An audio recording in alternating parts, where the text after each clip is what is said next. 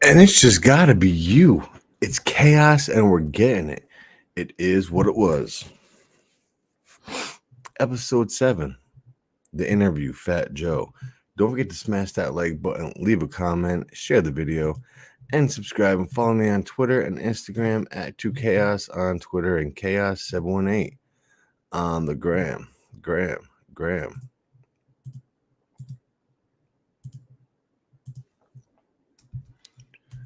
So we've had success with Frank Thomas. We've had success with LeVar Ball.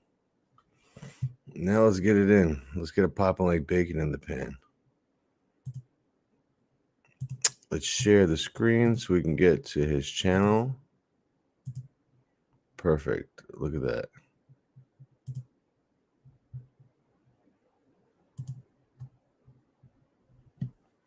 There we go.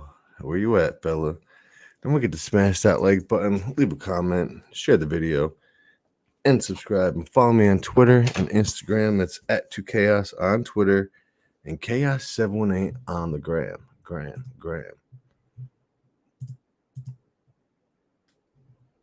Is that you? Yo, it's gotta be you. Yo, we just gotta get the thumbnail right, and then we're Gucci, man.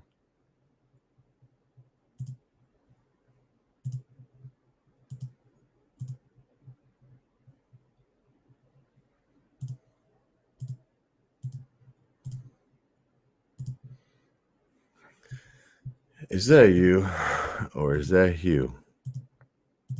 So we're gonna ask him a whole bunch of questions. Is that you? It's gonna be awesome.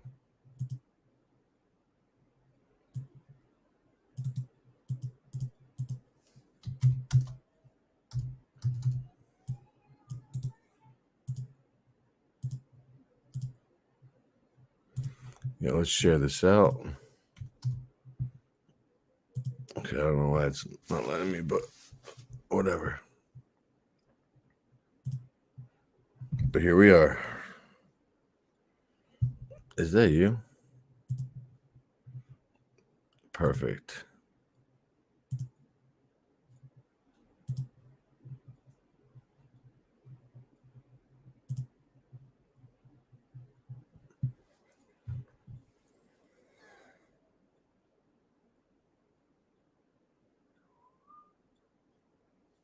So we're going to be talking about the New York Giants until he hooks up with us.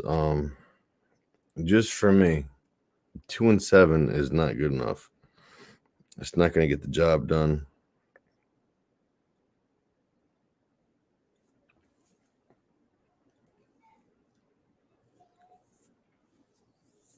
And Saquon is not playing like Saquon.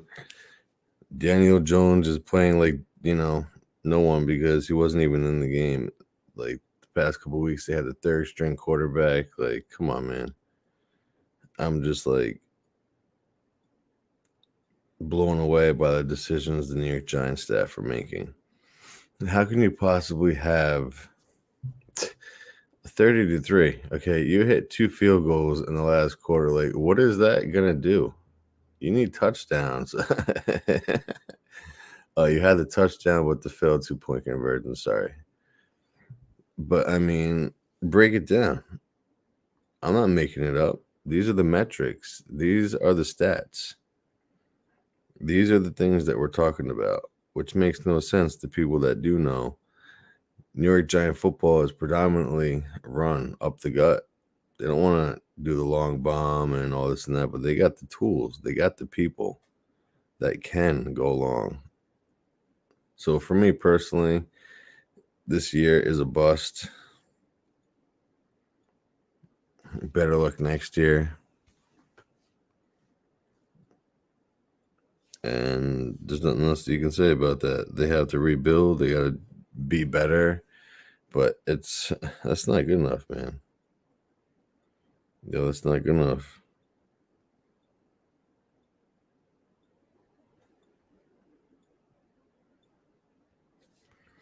So, is that you? Or is that Hugh?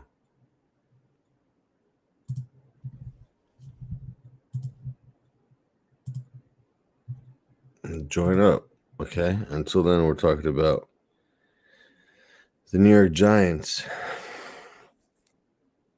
And then we're also going to be talking about Fat Joe, okay, who's going to be joining us up live on the set.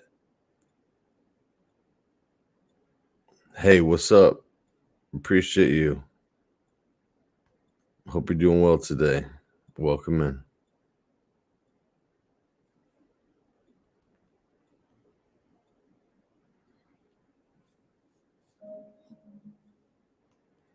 So this interview is going to be about 100 questions, okay? It's going to be really crazy. And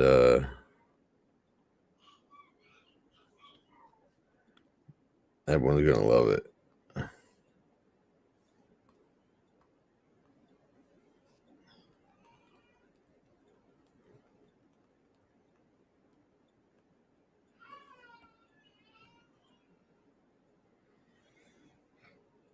It's going to be crazy, okay? We got these great interviews. Yo, we got people that, you know, have interest in similar things. Everyone at the same time loves positivity. Okay. And yo, that's just what we're doing, man. Yo, we appreciate you. This is gonna be the interview, Fat Joe. It's gonna be insane. Okay. One of the best interviews that we're gonna do, given. It's gotta be you, man. Yo, it's gotta be. It's like the cream of the crop. Rise to the top. So that's what it is, man. Okay, like you cannot see people unless you look for them, okay? And when we connect, we want everyone to understand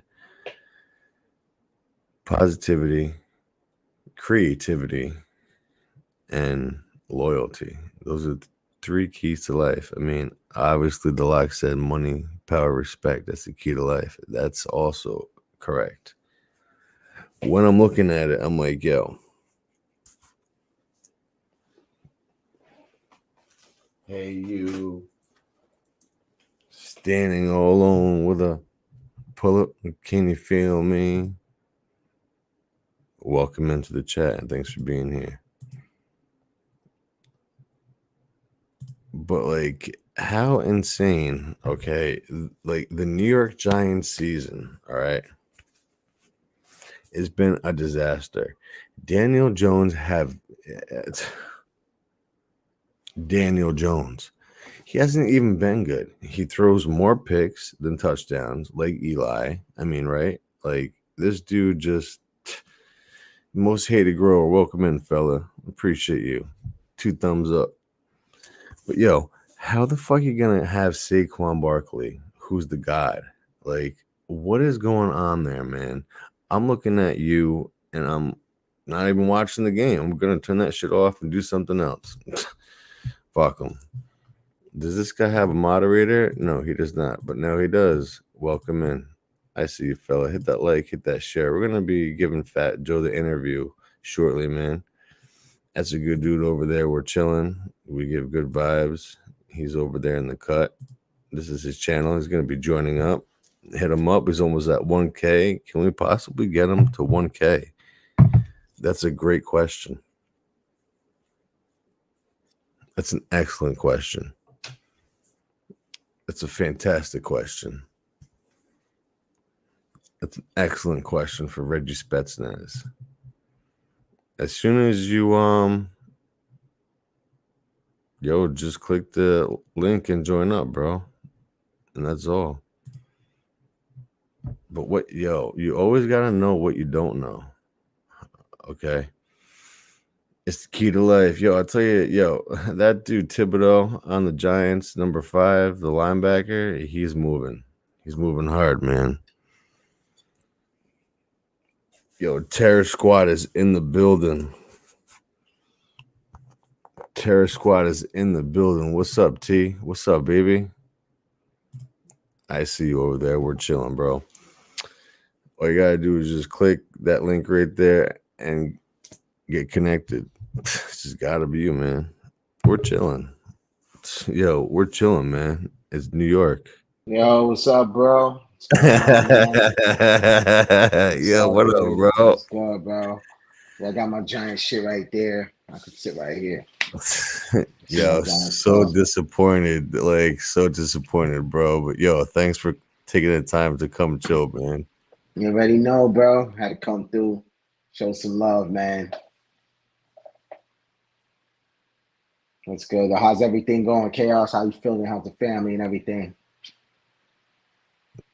Yo, just working. Yo, my son's getting so big right now. Like, it's just like yesterday he was this small. Now he's like past my hip, repeating everything like a sponge. Like, so smart, physically beyond. Like, yeah, I just can't believe it, man. What you been up to? Yeah, man, yeah, time flies. Yeah, the same stuff, man. I just started a new job today, so I'm just chilling, just working and working on getting out of New York and stuff like that. Yo, that's pretty chill though. But New York is gonna be New York, and yeah, I'm gonna pull your channel up real quick here. Here we go. Yo, you're almost at 1K, bro, and I love all the videos that you got here, and it's just New York Giants. But like, what is wrong with the fucking New York Giants, bro? Bro, man, it starts with the offensive line. The offensive line is just not, it's not good. It starts there, and then it starts breaking down to the quarterback not getting protection. Now the quarterback's playing scared. Now quarterbacks are getting injured. I mean, it's bad, dude. Is it coaching? I don't know. It's just bad. We're just going down the drain. So it's a lost season. The season's already over. So now we have to look for the draft and see where we go from there. Yeah, I mean, I think you're right. They always try to build through the draft. They never ever try to make no blockbuster trade like for someone like a great caliber. They just old school, and that's what they do. Tyrod Taylor and Daniel Jones combined cannot do the amount of work of like a Russell Wilson. Like it's insane. So Saquon Barkley thinks that he's got to pick up the whole load. They really got no one else. Yeah, that's unfortunate. That's what it is. We draft a receiver, we barely throw him the ball. It's like I don't know, man. It's just a mess, and it's taking a long time to clean this up. It's like every few years we get a new coach, and they try to start over. It's becoming a mess. But I think we're going a new quarterback route. I think that's what we're gonna do. Get a quarterback that the coach wants, and then go from there. Yo, I totally agree with that, but Daniel Jones, I don't think is really. I mean, he's not the fit. He's not the fit. I'm sorry. And Tyrod Taylor and whoever that third string quarterback was, I never even seen him before. Like, who is that Oh, that's guy? DeVito. That's Dane DeVito's nephew. That's Dane DeVito's nephew right there, man. For real, Yo, but man. it's like that game that I watched today, they had 0 points until the fourth quarter, and then they tried to go for two. I mean, they were down. What are you going to do? 3 touchdowns in the fourth quarter when you can't even get one in 4 quarters? Yeah. That's why it was a stupid move. I had a friend ask me, "Hey, what are they doing?" I said, "Well, they're trying to go for two, but it's not the time to do that. Just get the extra point and keep going, keep playing. And they Yeah. just made it a circus act. I mean, Daniel Jones had a good run last year in the playoffs, but I mean, they kind of had a little bit of luck not facing some other teams, but still, he did pretty decent, but they just are completely awful and like you said, the offensive line, they had a good offensive lineman that got hurt, I think. But the other ones are like, it's just not what it used to be. But that dude, Thibodeau, number 5 on the defense, he's all over the field, man. They got to keep that guy. He's a cornerstone piece. He's really good. See, that was a good draft pick right there. Kayvon Thibodeau was a great draft pick. He actually got criticized last week before the Jets game, and then he went off. He was playing lights out that game. And right now, I mean, today, I don't know if he got any sacks today because I kind of like turned away from the game. I was working, but so I was just like casually looking at it. But he was like top 5 or 6 in the league with sacks coming into today. So yeah, I mean, I'm just pulling up some player stats right here. Tommy DeVito, Danny DeVito's son. Yeah, that's too funny, man. Yeah, for real. He had 1 tackle in the game. That's it. Yeah, they shut him down today. Yeah, because I saw he wasn't making a big impact today. But he was coming into today. He was one of the top sack leaders in the league. He was probably like 5th or 6th coming into today. Most definitely. They got to keep this guy. I mean, I don't understand why teams throw the franchise tag on. I mean, I get it, but I don't at the same time. But that dude is a stud, and if he, works up, like he could really be like a Hall of Famer. And he's still young. What? He's his 2nd year? Yeah, 2nd year. This is his 2nd year. Yeah, so I'm like, they lost a bunch of pieces all over the past 5 years. Eli Apple, he left. They don't got no one. They just got backups and practice squad people, and they're just hoping for a win. The first couple games of the season, they didn't even score no points. They got shut out 40-0 in that first game versus Dallas. Yeah, it's it's so embarrassing, but we're still a fan. We're still a fan. So fans is there. I mean, that's it's just one of them times where like I got the gear in the closet. I don't even want to wear my shit outside, man. Sorry for curse, but I want to wear my stuff outside because it's man, this seems a joke, man. And I'm not used to this. You as a Giants fan. I mean, you're not used to this. We're not used to such a long period of not competing. We made the playoffs in 2016, then we made the playoffs last year. But before that, we didn't make the playoffs since 2011, which again, that was a Super Bowl year. So other people might say, oh, but you guys got a Super Bowl. But this is New York. We want to see success often. We don't want to wait 20, 30 years. Yo, that was a good team. That defensive team was really good. Justin Tuck, Strahan, that defense was locked. Yeah, good defense. Had a great defense, great players all around. Plaxico Burress, and then the second one had Victor Cruz and those guys. Hakeem Nicks. Victor Cruz, hell yeah, bro. Steve Smith, right? Yo, he was on that team. Yeah, Steve Smith. So we had a lot of pieces. Steve Smith, actually, Victor Cruz replaced Steve Smith because Smith got injured. Yeah. So it was a lot of pieces, man, and it's just I don't know, man. I don't know. They just can't get it together. It's bad, dude. The Jets got it together, but then Aaron Rodgers he went out, and then they ain't got their shit together. Yeah, they're squeezing out victories here and there. It's it's the Jets, so we're used to the Jets not doing that good. So it's the Jets, Yeah, but I was surprised when they beat the Eagles. I was kind of happy, damn Eagles. I mean, they're pretty good though, but I think the Niners are better. The Niners are definitely better. Niners are, they having a little bit of problems right now, but they're going to come hard and they're going to take care of business. Especially when they play Philly, they're just a more physical team. Yeah. I mean, who do you think is going to the NFC Championship? I think it's going to be a rematch. I think it's going to be Eagles and 49ers. Yeah, okay. I think it's going to be a rematch. I kind of like Seattle a little bit, but I don't know, man. Their defense is good still. Yeah. they're wishy washy. Like one week they'll come out great. Like today they got blown out. So it's like, what Seattle team do you see? So I still got San Fran versus Philly NFC Yeah. Championship Yeah, that's the rematch. phrase. They go, what team do you see? But I like that guy on Seattle, number 21. He's a rookie. Yeah, I forgot his name, but he's like a young Deion Sanders. That dude, he's putting in work right there. Like, he makes some really spectacular plays, like outstanding, like ESPN type shit right there. yeah. He's gonna make the Pro Bowl for sure.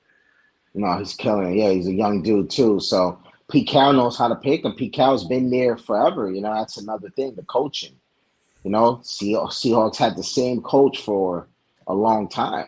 Yeah, So like at least 1 decade plus yeah, now. It yeah, has to be because he's like in his 60s or 70s.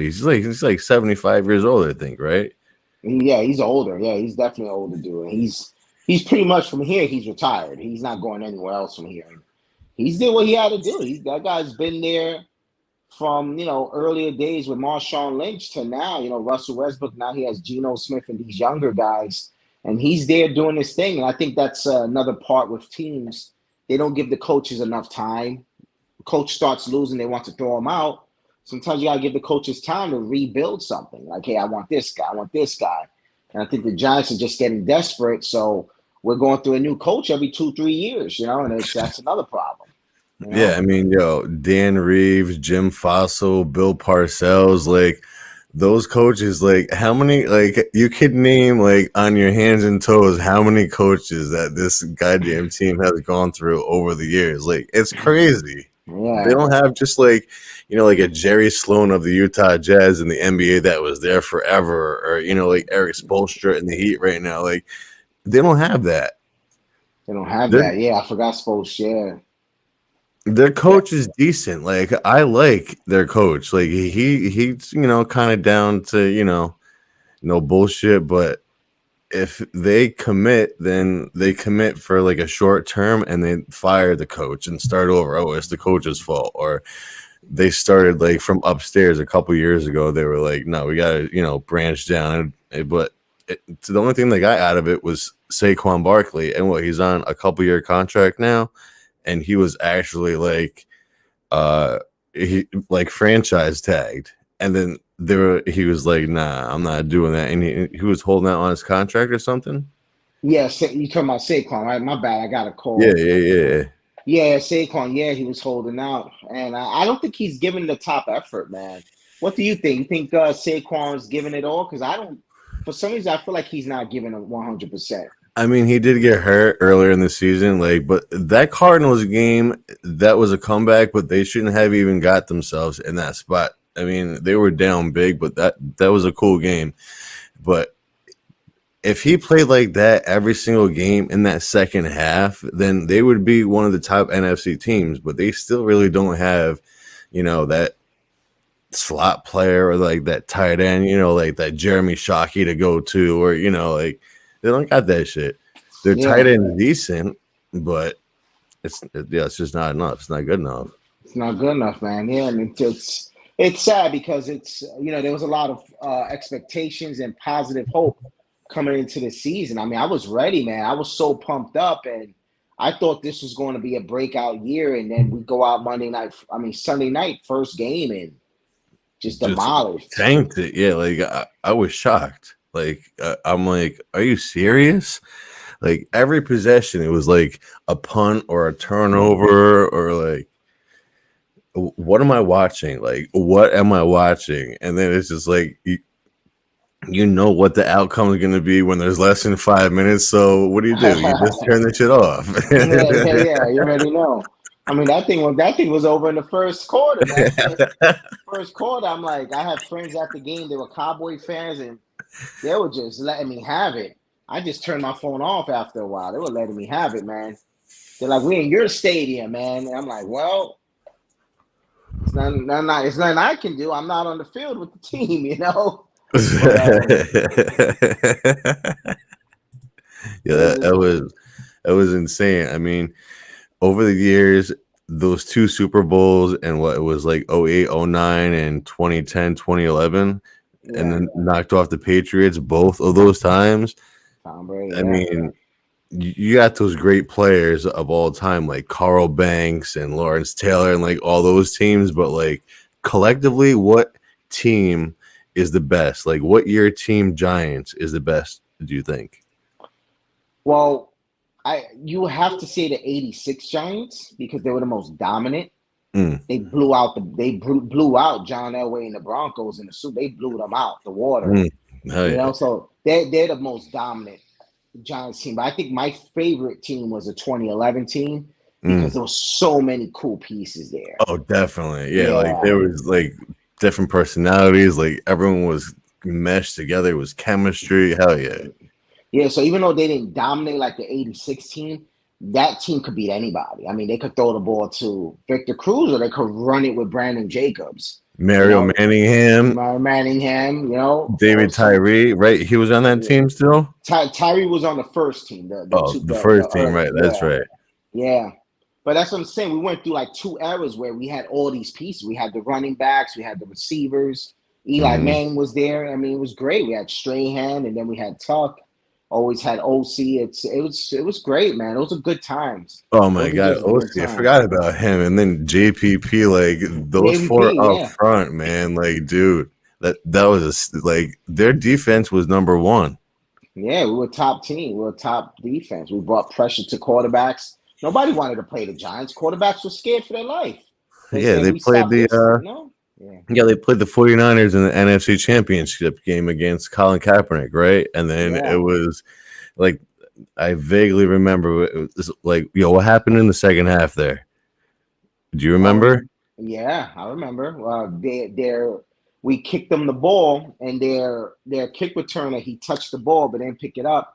We got the fumble recovery. Actually, no. He ran and we knocked it out.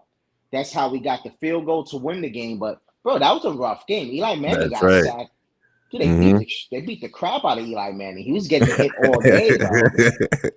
All Their day. defense was pretty decent too. Like, oh my God, there's like a couple guys I can't remember their names, but like their defense was fucking good, bro. It I don't was even good. remember, but yeah, they were tough. That was a dude. I never seen like a quarterback get a beating like that and actually win the game. I never seen that before.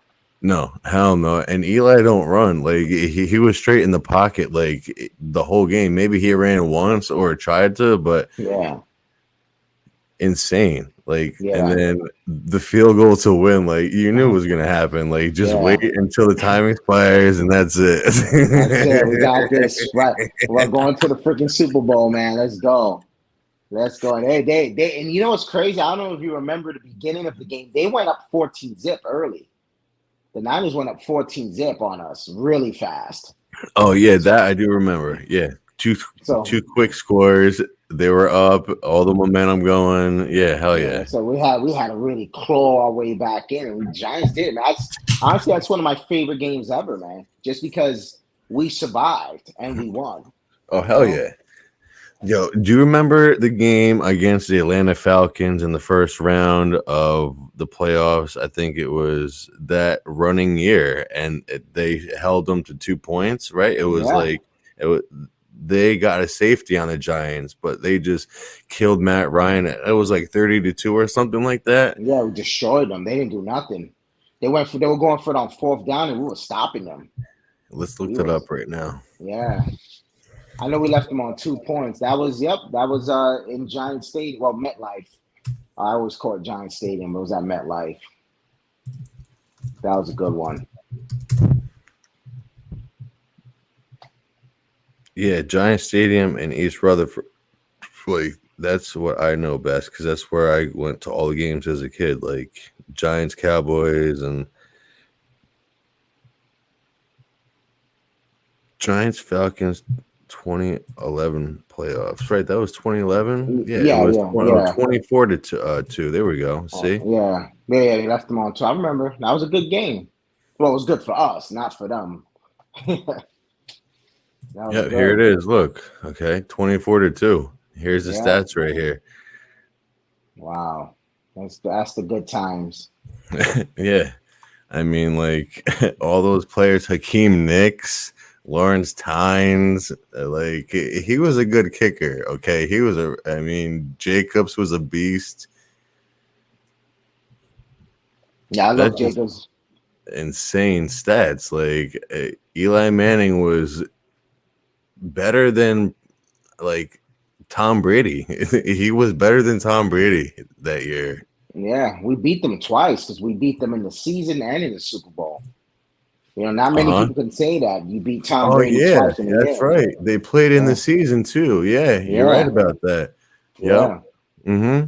My brother, because my brother lives in New Hampshire, my brother was at the game, and he was so excited because he hates the teams up in Boston up there.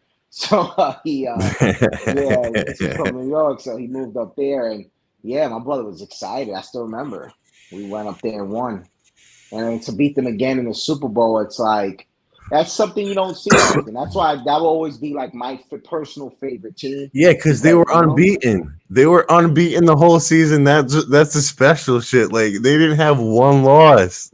The Giants was. took care of business. But they hate us. They hate us to this day, man. You can't. You walk around up there. The Giants are bad right now, but you walk around up there with a Giants hat. They're not happy. Tom Oh man. Coughlin, he reminded me of my uncle Mike that passed away. He was like the same exact person, and like he was like a no nonsense type of like. He was like, nah, I'm not playing around. This is how it's go. Like he was a strict motherfucker, Tom Coughlin. Like, and he's still like what in the 70s, 80s, still going, and then goes into Jacksonville and like leaves the Giants. Like that was heartbreaking. Like he should have stayed and like he could have still coached. Probably he could have been like fucking Pete Carroll. Like they could almost the same shit. Like They could have been the old coaches of the league. You know, yeah, the yeah, old like timers. stay with one team. Like you won how many times? You had the formulas, like you had the defense, like you had the coordinators, like you had the special teams, you had all three phases covered down. Like you were legit. Like I would put him in the top 10 coaches of all time. No question. Oh yeah, Coughlin was definitely a legend because he started before he got here. He took the expansion team pretty far. The Jaguars. He took them to AFC Championship. Oh You hell know, yeah. yeah. So Coughlin definitely, he definitely put in his work, man, for sure. All right, so we're gonna ask you 100 questions right now, okay? All right, let's go.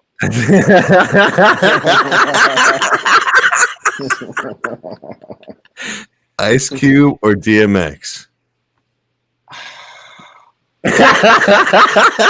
I love the I'm reaction. oh man, I'm gonna just go X. I'm gonna go X. Damn, that one hurt. That was tough. All right, Kendrick Lamar or J. Cole? Kendrick. Nas or Jay Z? Nas. What was the better album? Illmatic or And There Was X? I go Illmatic. All right, so what do you eat for breakfast? What do you eat for lunch? And what do you eat for dinner? What's Okay, your favorite things? my main breakfast. I have it at least twice a week. It's called a tres golpes. It's a Dominican breakfast. So it Mm-hmm. has fried cheese, mashed plantains, fried salami. That's the Oh, third golpes. Oh, and eggs. I usually have fried eggs with it. Yeah, that's the okay. third golpes. That's my favorite breakfast. Lunch. I would say lunch. I usually have sandwiches. My favorite lunch sandwich is from the Mike's. I think that's what it's called. Mike's Subs, I believe it's called. But from Mm-hmm. Mike's, that I think, yeah, it's called Mike's. They have some kind of chicken teriyaki sandwich there. That That's sounds banging. yeah, it's called. I think that's the name of it, right? Mike's Subs. I Yeah, believe that's Jersey Mike's, right? oh Is that what Jersey we're Mike's. talking There you about? go. Yeah, Right. Jersey Yeah. Mike's. Yeah. Yeah, Yeah. Yeah. yeah. So that's I would say it's my favorite lunch. And then dinner. I don't know, man. I'm pretty basic with my favorite dinner. I would just say some pizza, man. I had pizza today. I was happy, man. You know. You can never go wrong with that ever. Yeah, yeah. So I'm like, Ever. You know, Giants get beat up, but I got me some good pieces. So, you know, it worked out good. All right, so I'm gonna go to just like some snacks real quick, yo. Like some ice cream or like what are your go-to snacks if you eat snacks? Snacks. I like Doritos. Doritos Mm, is a hell favorite of yeah, mine. yo, the ranch shit or the cheese one. The ranch, the Cool Ranch, man. Hell yeah. That's the legendary shit, man. The Cool Ranch. You already know, bro. You got it Hell there. yeah. But yeah, Doritos is one of my favorite snacks. Hot Cheetos, I like those. Um, there's these little cakes from Little Debbie.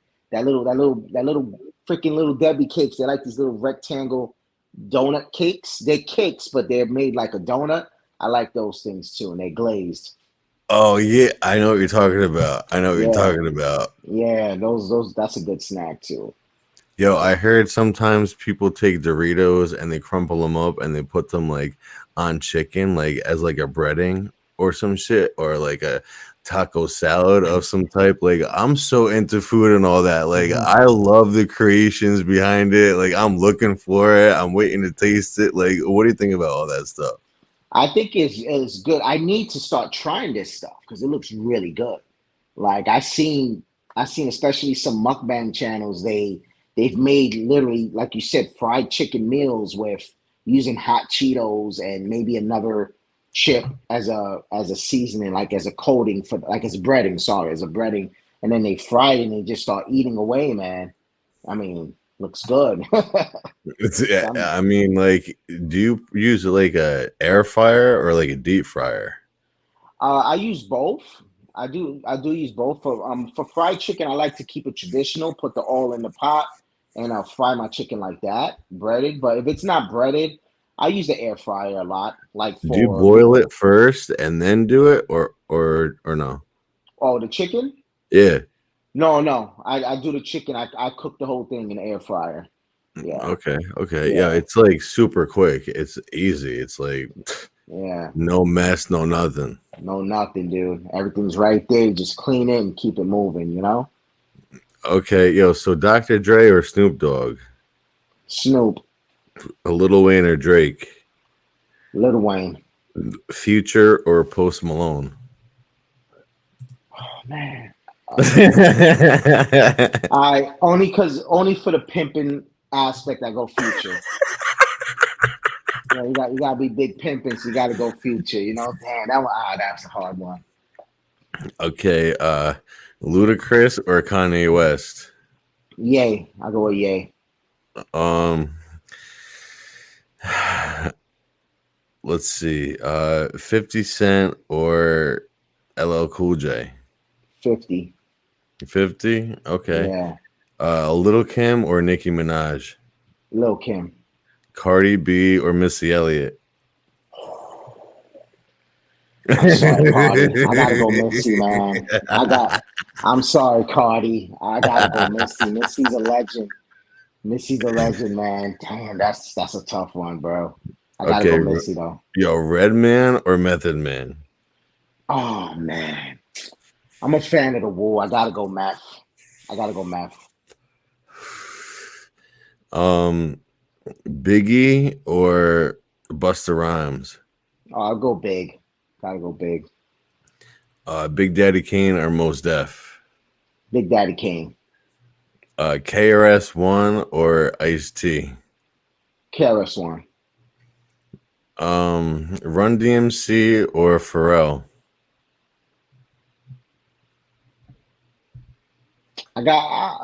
Only because of the status. I go Run DMC. I go Run DMC. Yeah. Okay. Yo, Lauren Hill or MC Late? Lauren Hill. Rakim or Big Pun?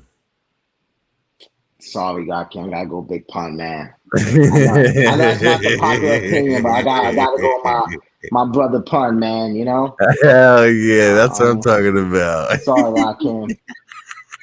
Sorry, man. Gotta go Big Pun and shit, man. Yo, Ti or Common? That's a good one. I'm gonna go Ti. I'm gonna go Ti. Megan Thee Stallion or Queen Latifah? Queen Latifah. I don't Little even know any Dirk. Megan Oh, yo, Stallion. Queen Latifah was in Juice. You remember that movie, Yeah, Juice? yeah, yeah. With Tupac, I was the fat kid. Like me and my boys growing up, I was the fat kid. Like everybody was somebody. I was the fat kid. Yeah. But, yeah, and I was like him because I was like the least gangster of the crew. Like they was the pretty boy. Then you had so I was like the least gangster, so I was the fat kid. Yo, it's so funny. Yo, Yeah. Salt and Pepper or Outcast? Oh, Outcast. Okay,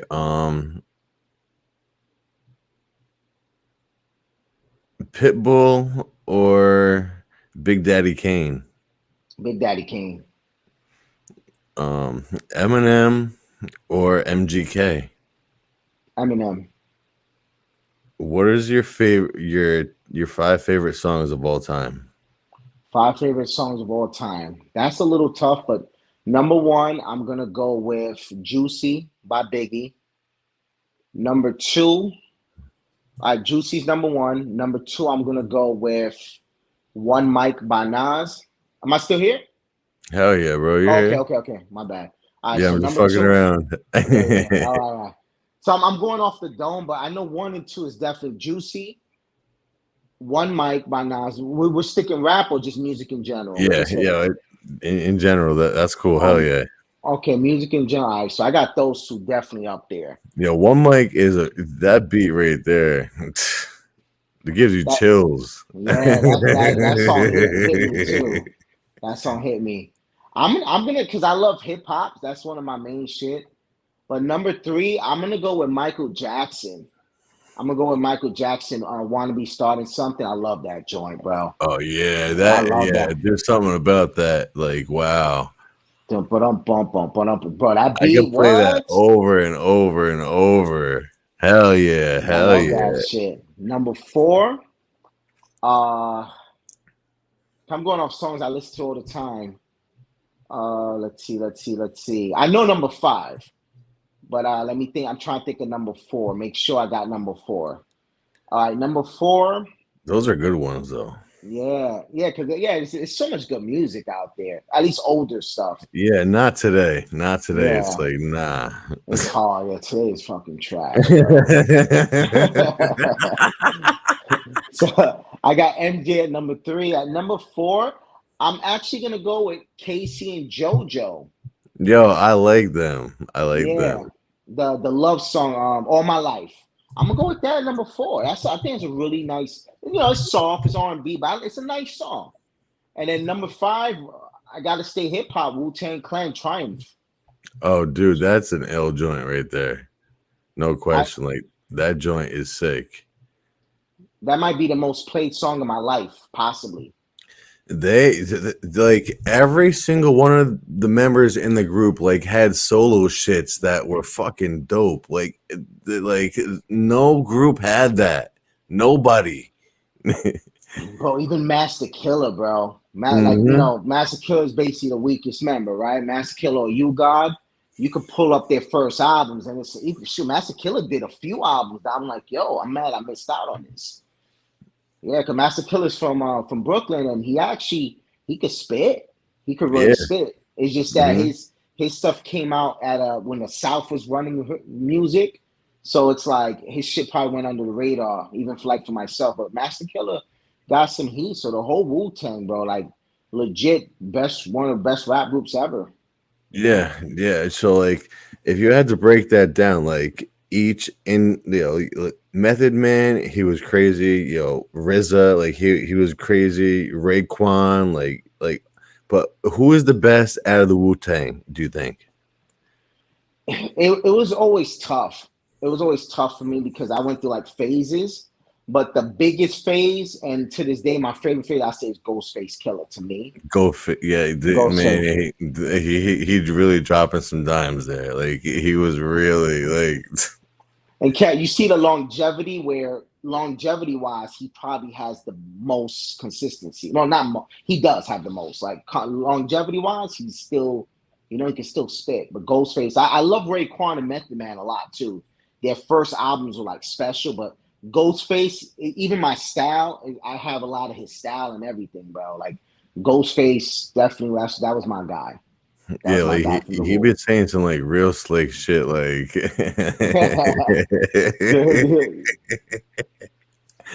all right, yo, we're gonna shift to some NBA. Okay, Okay. this is a huge controversy. Okay, who is the GOAT in the NBA, in your Okay. opinion? All right. Of all time or right now? Both. We'll start with all time and then right now. Okay. All time. I mean, I think it's one guy, and I think he has a. I think he's by himself. Personally, I think he's in his own tier by himself. I think it's Michael Jordan.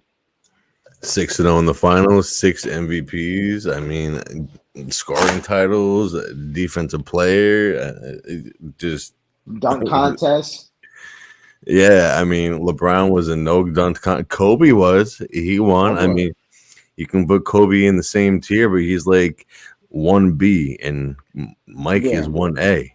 1A. Yeah. See, LeBron is 1C.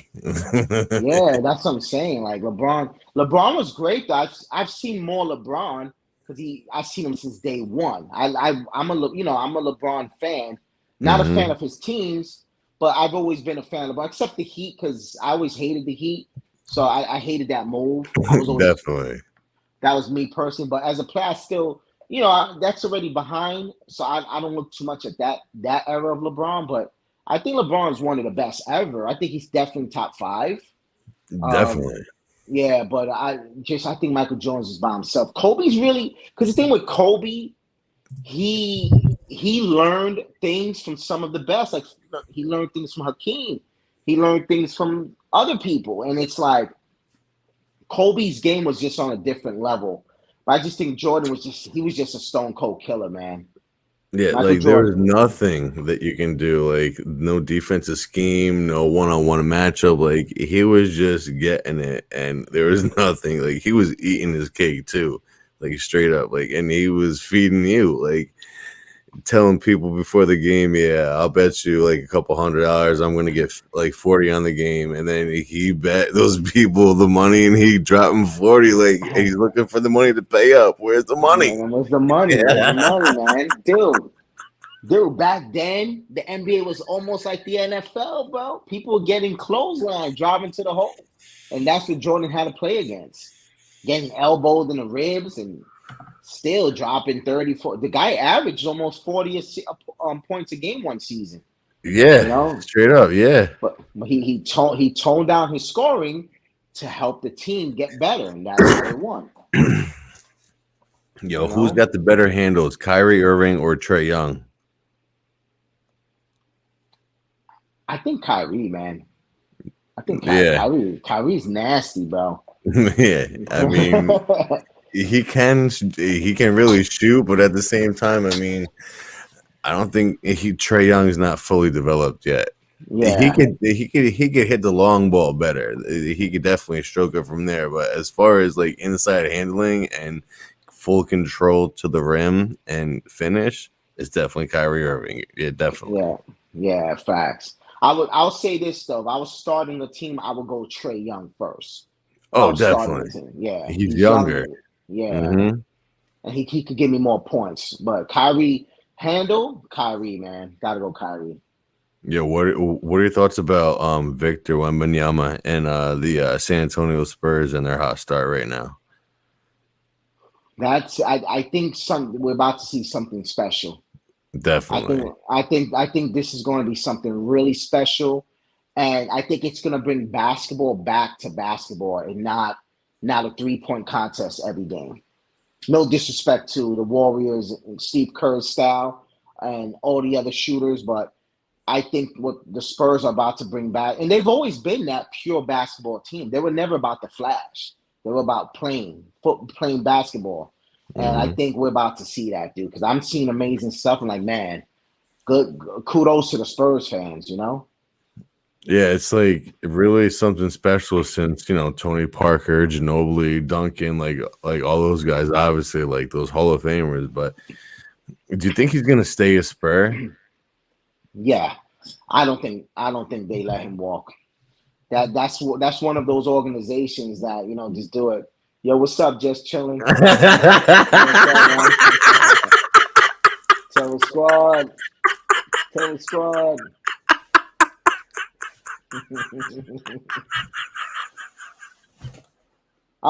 I knew that was gonna come eventually. Come like, well, when we get to the celebrity part, there's one guy I know I look like. I know I resemble this one guy. You sound like him. You got that voice, like. Yeah. Bro, you want to hear something crazy? He doesn't like me, man. Joe don't like me. Joe don't like Yo, me. why is that? Because I'll tell you the story. I'm at the Puerto Rican Day Parade. So I'm in a part where it's pretty empty. It's just a couple of people lounging. So I'm in the front rail. I'm talking to this girl, trying to mac. I bought her a nutcracker. So we're drinking, we're chilling. I'm nice. So here comes the Hot 97 flow. It's coming. So Fat Joe's on the mic. He's not rapping. At this point, they're playing another song. So he turns our way. So we get eye contact. Fat Joe's an asshole. A lot of people don't know that he's an asshole. Fat Joe just gives me a dirty look, like, right? He just stops. He like this, holding the mic. Then I look at him. I said, "Twin, I know." And he just kept looking at me like, "This motherfucker." I know that's what he was thinking. And I almost gave him the middle finger and said, "Nah, fuck him." You know what I'm saying? But he ain't like that shit. He ain't like that we looked alike. Cartagena. He didn't like that shit at all, bro. I'm gonna be honest. I said this twin. When I looked, I said, "Yo," and then he stopped because he was just talking. Like they had a song playing, so he was taking like a break. But he's like, "Yo, yo," and then he just stopped. And I swear to you, that's exactly what happened. And the girl was like, "Yo, I think he gave you an attitude." I'm like, "Yeah, he's a little bitch." Yeah, that was my one interaction with Fat Joe. Plus, he's from the Bronx and I'm from Brooklyn, so it's like we're not going to see eye to eye. And sometimes, we could, but we might not see eye to eye. Brooklyn people, we usually get along better with people from Queens and Staten Island, not so much Harlem and Bronx. That's just how I have friends from everywhere, but most of the time I don't. Those uptown people, we don't really clash. We don't really blend well most of the time. And it's one of them cases where if I was a celebrity, I'd probably punch Fat Joe in the face, dude. Just being honest, man. Yeah. Hey, just chilling. Yeah. See, Fat Joe, you're only going to see the celebrity side, but like he's really an a-hole. He, like everybody says, he's an asshole. Like he's not friendly. He's friendly on camera, but they say he's really not that friendly. Yeah, behind closed doors, it's like Yeah. Mm-hmm. Yeah, that's man. fucked up. Yo, that's so fucked up. So, that was the parade was where, in Queens or BK? Oh no, it's in Manhattan. Oh, Manhattan. Yeah, every year they have the National Puerto Rican Day Parade. It's the first Sunday of June every year, and it happened many years ago. It happened in the tens. It happened in the tens. But I don't remember what year. But it was a while ago, but not that long ago. It was less than 10 years ago, and I still remember. I said, like, when he stopped, I was like, "Yeah," like I was just pointing at him, like, "Yo," like giving him props. And then he stopped. He just looked at me. He gave me a weird look, like, "Who the fuck is this?" And I said, "Twins." So instead of him being like cool and being like social, like something, he just stood with the dirty look. He stood with the look like what the fuck, I was like, yeah. Yo, so you live in Jersey or New York, right? Oh, I'm in New York. I'm in New York. Yo, so have you lived there your whole life? Yeah, born and raised in Brooklyn. So what are your favorite memories about growing up and living there? Living out here, my favorite memories. Okay, well, there was I could give you my top 3 favorite things that I can remember, not including the birth of my son. Not including that. I could give you 3 things I highly remember. So I was a kid. It was 1997. It was summer of 1997. I'm in school, so I was in summer school that year. And we went on a school trip. So we're in Manhattan and we turn a corner. Raekwon of the Wu-Tang was out there. We seen him in the street. Oh, shit. So the whole bus started banging on the window like Raekwon, Raekwon, Raekwon. And we're kids and we're so excited. We see an actual Wu-Tang member in person. But this is the crazy part. Like literally 2 days later, I'm in my block where I grew up. So I'm chilling on the corner. Everybody's hanging out in the corner, and some car pulls up and there's a light. So they stop at the light. So they're waiting for the light to turn green, and they just blasting Wu-Tang, and they're blasting Raekwon. So we hear, and after Raekwon's verse, it switched to another song with Raekwon's verse. So we're looking like, who's this Raekwon playing ass dude? And we Who look, is it? big ass chain, shades. He goes like this and smiles. Gold teeth. It was Raekwon, bro. It was Raekwon. I saw Raekwon twice in 1 week, and he was maybe about 50 feet from me the second time, dude. And it was so crazy. That was so crazy, bro. What do you have to say to this new person that popped up in the chat? Yeah. Or Lamel, there was no 50-50 in hip-hop. Black brothers and sisters created hip-hop right now. Nah, that's not true, man. In the Bronx, where hip-hop started, there were a lot of Puerto Ricans in that group of people that started the music, man. It was it's not trying to take credit because I'm Rican, but to be honest, the black guys that were there, they were West Indian. They weren't really, I don't think they were African American. I believe they were all West Indian people, because where I'm from in Brooklyn, it's Flatbush, Brooklyn. It's a West Indian place. It's not really African Americans. It's that people that come from the South. It was mostly people that came from the islands like Jamaica, Trinidad, Haiti, a lot of those. And in the Bronx, those projects, a lot of people from those countries are there. But I don't know. Maybe I'm wrong. You know what I'm saying? But I'm going off what I've seen. It's always been like a street culture, and I mean, it was like a little melting pot. I mean, if you go to those projects back in the days, you're gonna see Puerto Ricans, Haitians, Jamaicans, African Americans, a little bit of everybody. Even people from Africa, like from Ghana and from other places over there. But I could be wrong, but I'm pretty sure that's how the story goes. But I could be wrong, man. I'm not gonna lie to you, Lamel. You know what I'm saying? Fort Greene. Yo, Lamel, it's nice to meet you, baby. Welcome in. You're a moderator now. He's from Brooklyn, New York, raised in Fort Greene. Okay. Yeah. We see you.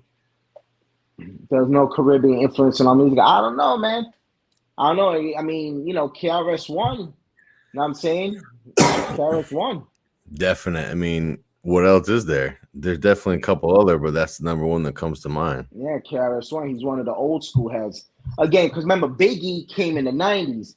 Biggie, is definitely West Indian, Latino man owner hip hop is an entity of all part of it. That's how I feel. It's for everybody. Because even the there was Asians out there in some of these hoods. We had Asians, and even white people was Caucasians with European descent was in some of these hoods, and we were all the same breed, But to each his own. Everybody got their opinion on it. You know what I'm saying? Definitely not gonna argue about that. But from what I know, that's how it started in the Bronx, and where it started was basically it was mostly blacks, but it was a lot of Caribbean influenced people there. A lot of West Indian people there. Not just African Americans, and also being in the Bronx, there's a lot of Puerto Rican people in the Bronx. Because I don't even think it was all Latinos. I think it was just Puerto Ricans. Not just not like Dominicans or Cubans or South Americans or Mexicans. It was like it's mostly Puerto Ricans, at least from those projects, from where it was from. I forgot what projects it was, but again, I could be wrong, my brother. You know what I'm saying? I could be wrong. From Brooklyn, I'm from Flatbush, East 2 Flatbush, Brooklyn. That's where I'm from. You remember Jedi Mind Tricks? That was from Philly. That name sounds familiar, Just Chillin'. That name does sound familiar. I can't think of them, but that name does sound familiar, man. I stood alone with the four corners and the candle. What? That's what? The Ghetto Boys? Ghetto Boys, yeah. Shit, right? Yeah, I wasn't up on them like that, but I caught up with my history better. Yeah. Yeah, New Kirk, you already know. Yeah, I used to walk to Newkirk Plaza all the time, man. All the time. I don't live there no more, but yeah, that's where I'm from, man. So you probably recognize me because there wasn't too many Ricans out in the streets moving around like that comfortably, you know? I was just one of them. Yo, so out of the 5 boroughs, which is the best one in your opinion? Come on, man. Can't answer it. Can't ask me that question, man. Come on, man. You can't ask me that question, man. SBK all day, Come on, 718. man. Come on, man. Brook Nam, you already know, bro. You already know, bro. That's what's I'm gonna say BK, but realistically, BK is the most lit borough. I only say that because we got Coney Island, we got Barclays Center, we got Jay-Z. You know what I'm saying? Not that Jay-Z's relevant now, but you know, Jay-Z and Biggie Smalls is so much. And Michael Jordan was born in Brooklyn. You know what I'm saying? Fuck Like, yeah. there's a lot. Mhm. Brooklyn is official, man. But the whole city is just a lit city. But Brooklyn, to me, is the best borough, man. It has the most notoriety because you got Mhm. people. You go to other countries, you can say, oh, I'm from New York, but you can also say I'm from Brooklyn. Now, so I think after you say you're from New York, the second popular thing will be I'm from Brooklyn. You know, but Yo, not Brooklyn, yeah. and then Queens, and then Manhattan, and then Staten Island, and then Staten Island is the island that fell off of Jersey.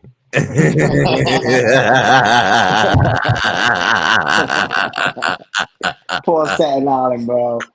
Dude, hey, bro, keep it a buck, Cass. If it wasn't for the wool, right?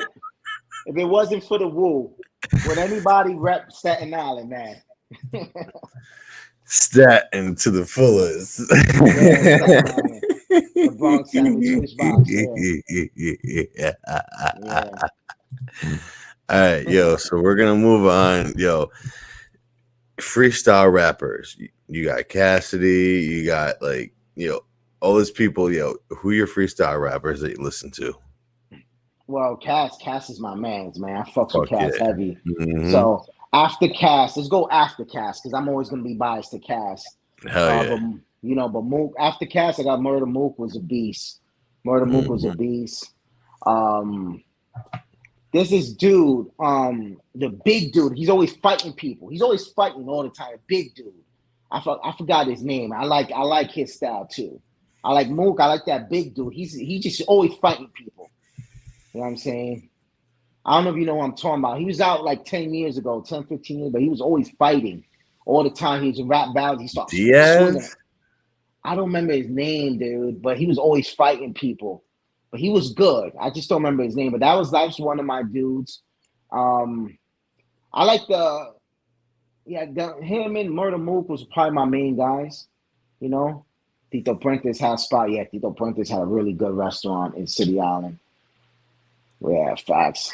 Tito Puentes. But those are my guys. Those are like my battle guys. But Cass is my guy. Cass is my Yeah, me guy. too. Yo, have you Yeah. listened to this shit with him and Cosmic Kev?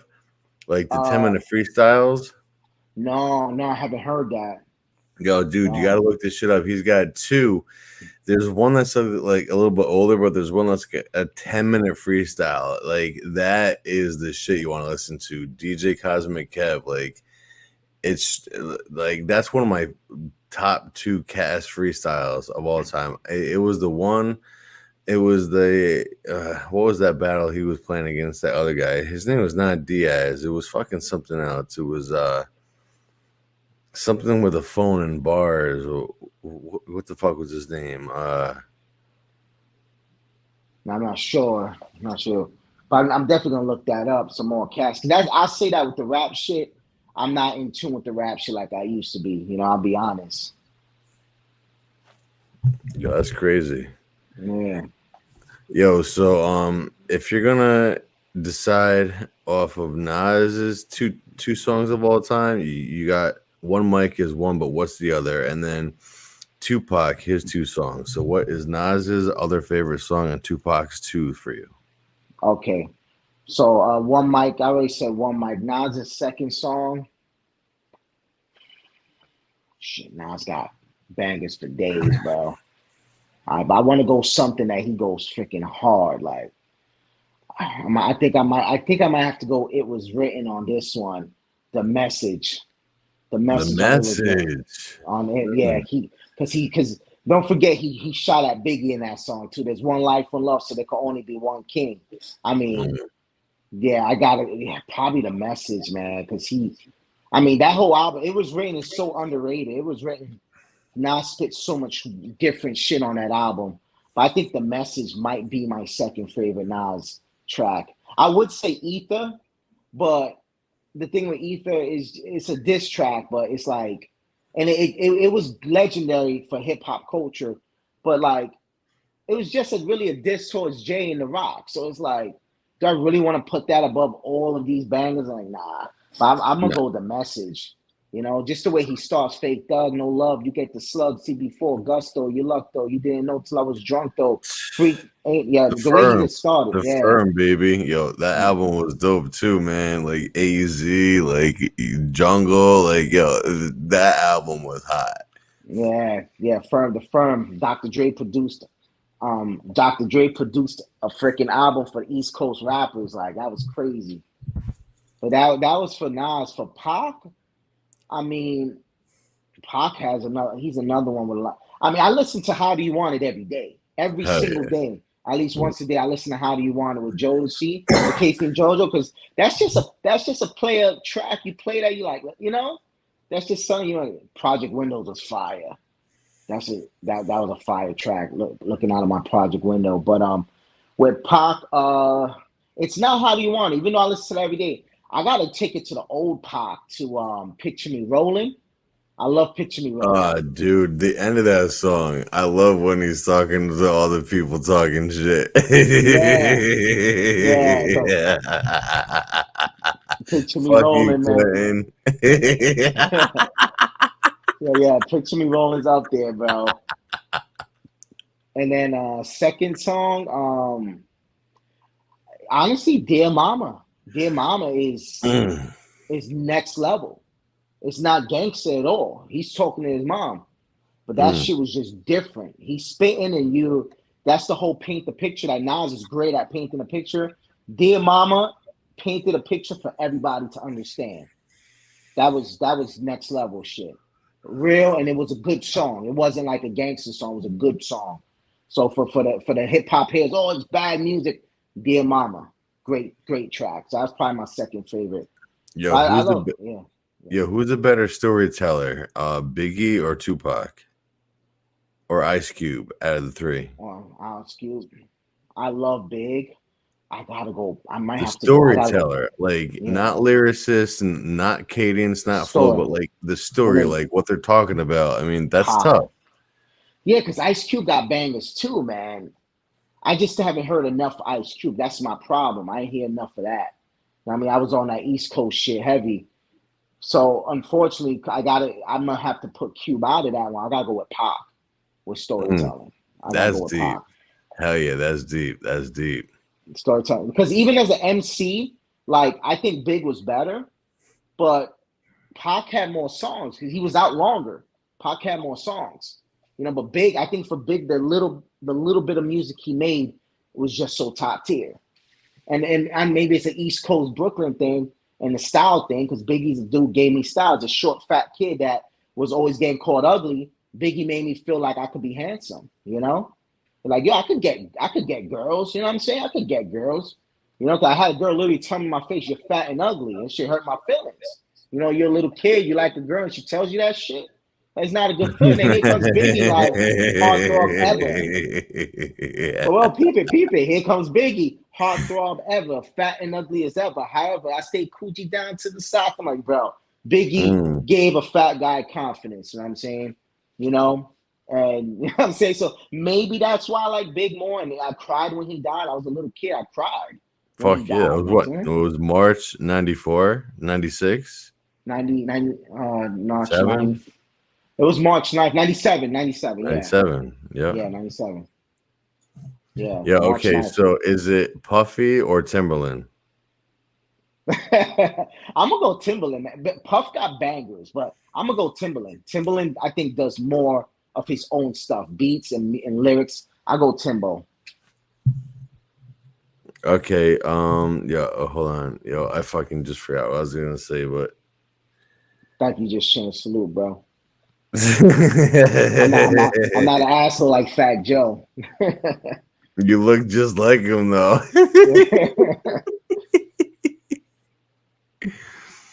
um, West Coast or East Coast? You know I'm gonna go East Coast, man. But even not being biased, I still go East Coast. Even not being biased, I still go East Coast, but not by a landslide. I think it's close. Yeah, I mean, like, there's no question. I mean, like, Mm. okay, so your favorite Big Pun songs, man. I mean, Brave in the Heart. What other ones do you like? Favorite big pun. I mean, I got to start with 100% because he actually got salsa music into hip hop, and for Hmm. him for him to do that as a kid that didn't really like my country's music like that, that was a special. Like every Puerto Rican that likes rap, every Puerto Rican loves 100%. You know, it's like it's part of our culture. He knew what he was doing, so that song was like my favorite pun song. But the second one, I gotta say was I don't think it wasn't even it was on the Terror Squad album. What you gonna do? That shit. Do you remember? I think that was called "What You Gonna Do" when Endangered punk come. Species. That album was fire. Engaged Species was fire. Oh yeah, facts. Lamel fact. Pun was the greatest Rican rapper. Nori ain't seen him. Joe ain't seen him. Big Fuck Pun no. was nasty. Now Big Pun was really good. Lyrically nasty, bro. Like people know him for the commercial songs, but he was lyrically nasty, bro. He was lyrically a beast. But that freaking that shit, the what you gonna do? I love that shit. The way he comes, I don't even know the lyrics like that, but that was the hook. He says, "What you gonna do when Punk comes?" And it was on the Terror Squad album, their first Terror Squad album. That was probably my second favorite because he just the beat was just hard and he just boom, you know, he just came out there just spitting just raw lyrics, you know, no hook, just spitting lyrics.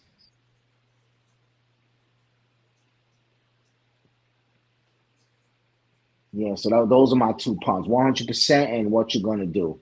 I think that's the name of it, not 100%.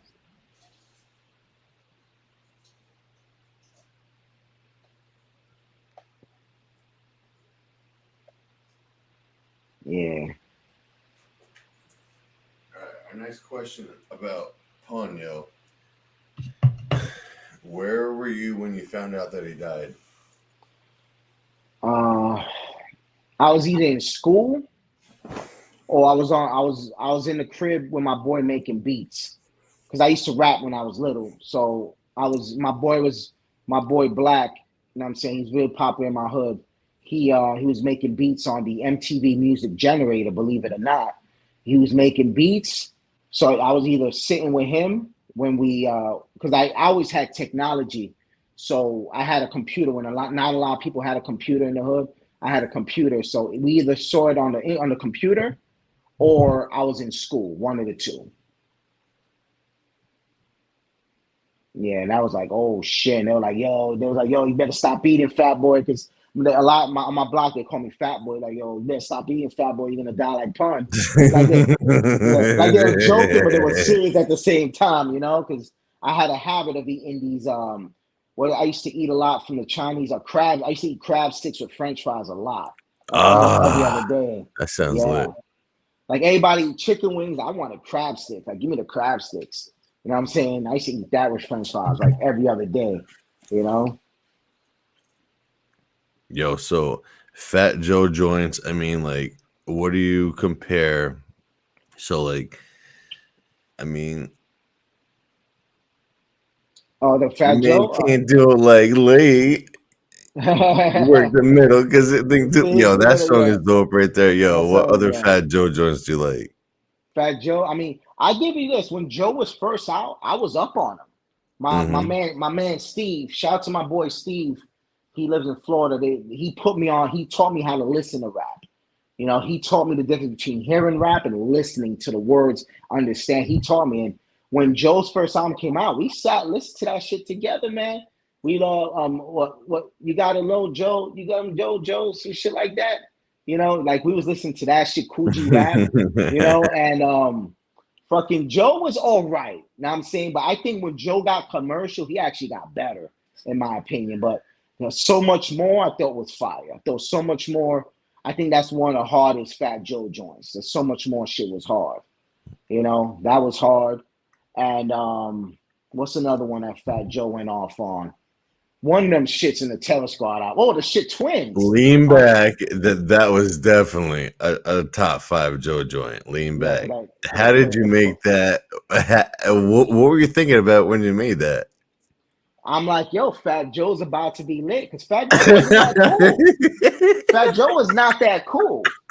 You know what I'm saying? Like when people used to call me Fat Joe, I used to get mad because they would call me Fat Joe in a diss. It was a diss that they call me Fat Joe. But when they call me Pun, that was a compliment. Like, oh, they call me Pun. Yo, so somebody call me Pun, yeah. But so if you call me Fat Joe, you're dissing me. You call me Pun, you're giving me props. So I'm starting to get called Pun, but then Fat Joe dropped Lean Back. I mean, everywhere I went, people were like, yo, Fat Joe, but I'm actually short. That was like early 2000s. Yeah, but yeah, Lean Back definitely got. But What's Love? That What's Love shit. That was shit with Ashanti and Ja Rule, bro. All the girls. That's when I started getting girls out there because, bro, I looked just like Ja. I was just short, so I was getting all the girls, bro. Fuck yeah, I was getting all the girls, bro. Like I got so much, like from like 19 to like 27, I was seeing so much woman, bro. That shit was crazy, man. That shit was really crazy, bro. Like I was one of the so best times, like for music. Like I mean, even though no one liked Ja Rule, he had some good music. Like he really did. No one liked him. I mean, they did that. What it was like a remix of Grease, like that song. I don't know what it was, but you know, that shit was dope. That music video was dope. I mean, like, yeah, he came at Eminem and 50 with some hard, like, real cruel shit, but he got dealt with. He got dealt with real quick. Ja Rule, if Ja Rule would have stood in his lane and just make the commercial songs, he would have been around a lot longer. But he tried to, you know. He tried because I was a 50 fan before Get Rich or Die Kitty, what's up, baby? Welcome in. Hey, how you doing? How you doing, Kitty? But I was a 50 Cent fan because I like street shit. So like I loved when everybody was singing Big Pimpin', Jay-Z. I'm here rapping D Block shit. You know, I'm listening to D Block and that stuff. You know, I like the street shit. So like with Ja Rule. When he did the New York track, bro, a lot of people forget that's Ja Rule's track. Ja Rule, Jada, Fat Joe. You know? But that's Ja Rule's track. Like, Ja Rule was hitting hard. It just 50 had a, you know? Because 50 was like, he was that, what's the shit? That Cinderella story. They didn't want him. He got shot. When he got shot up, now I'm saying he was rapping already. He had an album called Power the Dollar. It never released. But that was the name of 50's first album, Power the Dollar. And he fucking he got shot up. And I remember saying 50 Cent is the future, and people would laugh at me. They literally would laugh at me. 50 Cent. Yeah. By the time Get Rich came out. Yeah, there was a little beef there for a minute, like a little teeter tatter, like tippy tappy, like shit going on, like exclusive. Like it was, they didn't want to say it, but you knew what was going on, man. You knew what was up. Dude, that shit was real. Remember Jadakiss had his first album when he went solo. That was fire too. Remember that? Problem Child, that was 50, right? Problem Child back at Jada, right? Yo, that diss track was actually like I think he matched him on it. Like that's kind of like 50, like yo.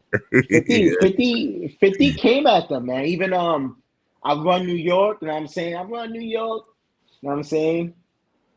And the fucking, you know, they there was a lot of shit. Even Dipset when they was going at people in the mixtape, it was a lot of cool rap beefs and shit going on. It was a lot of good stuff.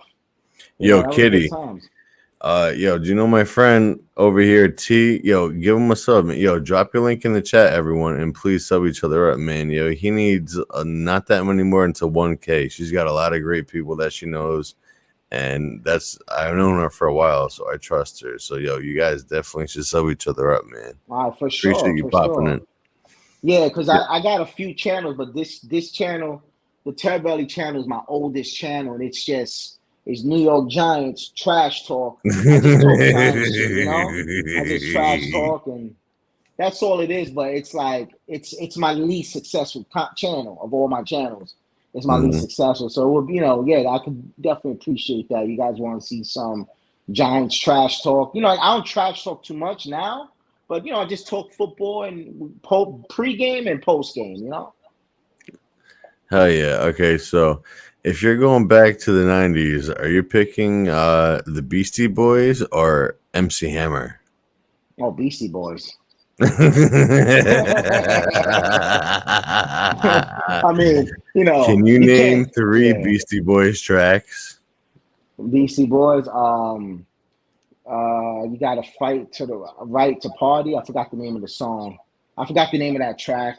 You got that. You got Intergalactic, and you Yo, got Kitty, join in. Come, yo, guys, come join us and talk with us. We need all you people to hang out and get the interview with us. Let's all get in. Come on, join the chat. Let's go. Let's go. But yeah, that's probably it because I wasn't big on Beastie Boys, but that I know a couple of their tracks. If I hear them, I'm like, okay, I remember that track. Hell yeah. Okay, yo, are you gonna pick Just Blaze or Scott Storch? Wow. I'm gonna go Scott Storch, man. I'm gonna go, damn, Just Blaze is lit.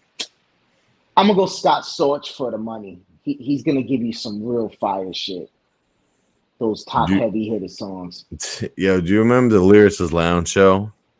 Lyrics, yeah, I remember lyrics. That was sick, dude. That was sick. Hell yeah, Yo, you bro. brought it back, bro. That was sick right there, man. That was like one of the best. Fuck yeah, I was up what MTV, right? Yeah, MTV, Lyricist Lounge show. They had their little track and everything was they were just rapping everything. Because I'm a hip hop head, so for me that was like wow. That Hmm. was special. You know? Yeah, it was like, and oh man, like they don't have shit like what it's that shit with Nick Cannon, but it's like not Wow, even nah. compared because they were just like in a random situation like a bank or like a house or like and they just started freestyling and rapping like it was actually legit. It was Yeah. legit. It was. No, that shit was legit. That was good shit right there. So like all the music today is completely out the ass. I mean, like like Migos and like all these other people, like they sound the same. So like, what do you think music is going to be like for rap and hip hop in the next like 10 years? It's gonna be ugly. I'll tell you that right now, because I think Pop Smoke was a breath of fresh air, but they bodied him. So he didn't even get to do his thing. They literally bodied Pop Smoke. But I like Pop Smoke album. I was bumping that shit. He was dead already. Like literally, he was gone. So I'm gonna say like you see like Sexy Red music, like that's what it's gonna be. Shit like that. The girl with the scarlet, she did that hard New York song, but it's a really simple track. That track wasn't like lyrically nothing. She just went hard on this shit. But now she got that shit. Like it's like they got all they simplify music. It's just simple shit. But I do think that there's gonna be a comeback of the lyricists. I think the lyricists will come back. But in 10 years, I don't know. Maybe, maybe not. But I think the lyricists will make a comeback one day. So like, are you talking about Dave East, Kendrick Lamar, J. Cole, like all these other people? Like, who are the top people from the 2010s, like that you're feeling right now? From the 2010s, I would say, well, not Pop because he's gone. He only had that really one album. He had more than one album, but like one real album. So I would say, no disrespect to the woman, because you got Cardi, you got Nicki Minaj before Cardi. But I got to go with the guys. I'm going to go with Kendrick. The thing with J. Cole, I wasn't into him too much, but I respect his style. But I would go Kendrick, J. Cole, and I don't know. I'll probably go with one of them Southern cats, man. Because I like that. I like that Chicago sound. So I love how Chief Keef and them used to rap, even though it was different. I used to like that shit, because it's like It reminded me of like gangster shit, but just from where they're from, and they, you know, that's a heavy crime place, you know. So, I mean, that was the shit I used to listen to. I used to listen to that shit. I would say like Chief Keef, even though he's not lyrically better than like a lot of other people, but that's what I would listen to. It'll be pretty much Kendrick, J. Cole, and Keith. You know, have a Oh, yeah. little mixture of stuff. You know, because like Drake, I like Drake music, but I don't really like Drake music. Yo, If that Drake makes sense. takes other people's lyrics. And he sings too much, man. I'm like I can't look at him as an MC, man. No. He bodied what's his name though from Philly. He did body him in that Meek track. Mill? Meek Mill, yeah. That track that remember he had the diss track to Meek. Mm-hmm. He went hard on that track, bro. But that probably wasn't even him who wrote it. He is a ghostwriter. Yo, they want you to drop your link in the chat so he can sub you up, he said. Okay. I got you. It's because I'm on. Let me go again. Let me grab my iPad or something. I'll put it on the iPad because I'm in the stream yards. I don't want to lose this shit. So we're going back to the 90s. Okay, so like if you had to pick between more or less like the alternative and, you know, like Machine Head and Bush and Smashing Pumpkins and Dr. Dre and Eminem, like what's the better music of the 90s? Like what was the most popular, do you think? Well, from what I remember and what I did enjoy, I liked Korn. I like listening to Korn. Spice Girls. Yeah, fuck yeah, Korn. Hell yeah. Korn was lit. Creed was good. Aerosmith had good music too, but I know maybe that was a little too old school. But Aerosmith, that was like the end, like the end of Aerosmith. Yeah, I enjoyed that. What else? I said Creed already. Green Day was lit. I seen Green Day when they first came out. Yeah. Green Day, Sum 41, I enjoyed. I said Limp Bizkit, Kid Rock, I enjoyed. Oh man, I seen fucking not Limp Bizkit, but Papa Roach in concert. Papa Roach, yeah, with Buck Cherry and Hinder. That was a crazy concert. I actually just seen a concert 2 weeks ago. I seen fucking Godsmack in concert, bro, with Extreme from the 80s. Godsmack was different. Yeah, I know Godsmack. Stained, like that was late 2000s, like early 2000s. But Stained. I remember Stained. Fucking yo, you had all the right mindset right there. All the Creed, they had some like Chad Kruger. I mean, the Beatles up until like the 70s. I'm grabbing my link right now, by the way. Yeah, he's gonna drop his link. Please sub him up and get him closer to 1K, guys. So, I mean, Limp Bizkit really was a force in the 90s. He was really hard. He worked with Method Man, DMX. They had that one track. But you know, movies like Juice is my favorite movie of all time. You got How High. You got fucking. What are your favorite movie? Your 5 favorite movies of all time? All right, number 1, Scarface, automatically. Scarface for me. Okay. Number 2, I think it's 90s, but it might be early 2000s. It was a Portuguese movie. It was called City of God. I love that shit. It's called City of God. I never seen that. Yeah, I'm gonna have to look that up. City of God. It's subtitled because it's in Portuguese. But yo, I think if that was a motion picture, I think that would be my favorite movie of all time. But it's not a motion picture. It's like it's filmed out there in Brazil, but it's great. You gotta see. It's called City of God. Really good movie. That's my second favorite movie. Third movie, I would go Goodfellas. Goodfellas, that's a great movie, man. Yeah, I love Goodfellas. Number 4, I would go Friday. I love Friday. Hell yeah. It's a comedy. It's simple, but I love it. That shit just the first one is the best one out of all of them. Oh yeah. The second one is good, but the first one is the best one. Yeah, the original was just too classic. And then number 5, there's a lot of good movies. I mean, I'm a little different, but it's a movie called Apocalypto. I Mel heard of Gibson. it. Yeah, it's based off the Mayans. Hmm. This is pre European takeover of this side of the world. It took place right before the Pilgrims came out here and started taking over. So Apocalypto. So I'm very like my movie taste is very out there, but those are definitely my top 5 movies by far. So like you're into history and stuff like that. Well, like yo, that's awesome. Okay, so like Mm. you're like history movements, like movements.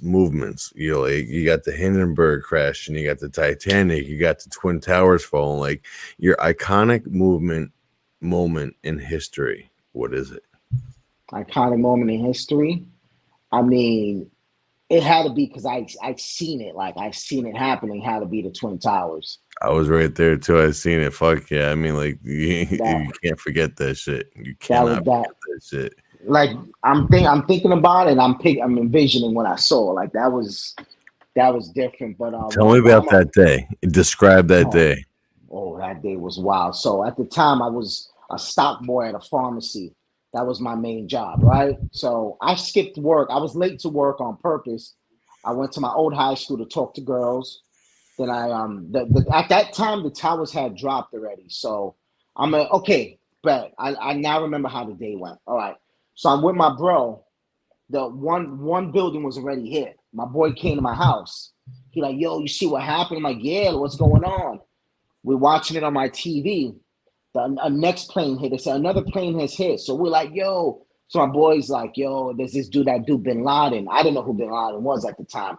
So my boy starts saying Bin Laden this. So we were young weed heads. So we went to the roof of my building and we started getting high and shit. We're smoking weed. And we're Mm. looking at the towers. From where I live, you could see the top of the fucking buildings. You know what I'm saying?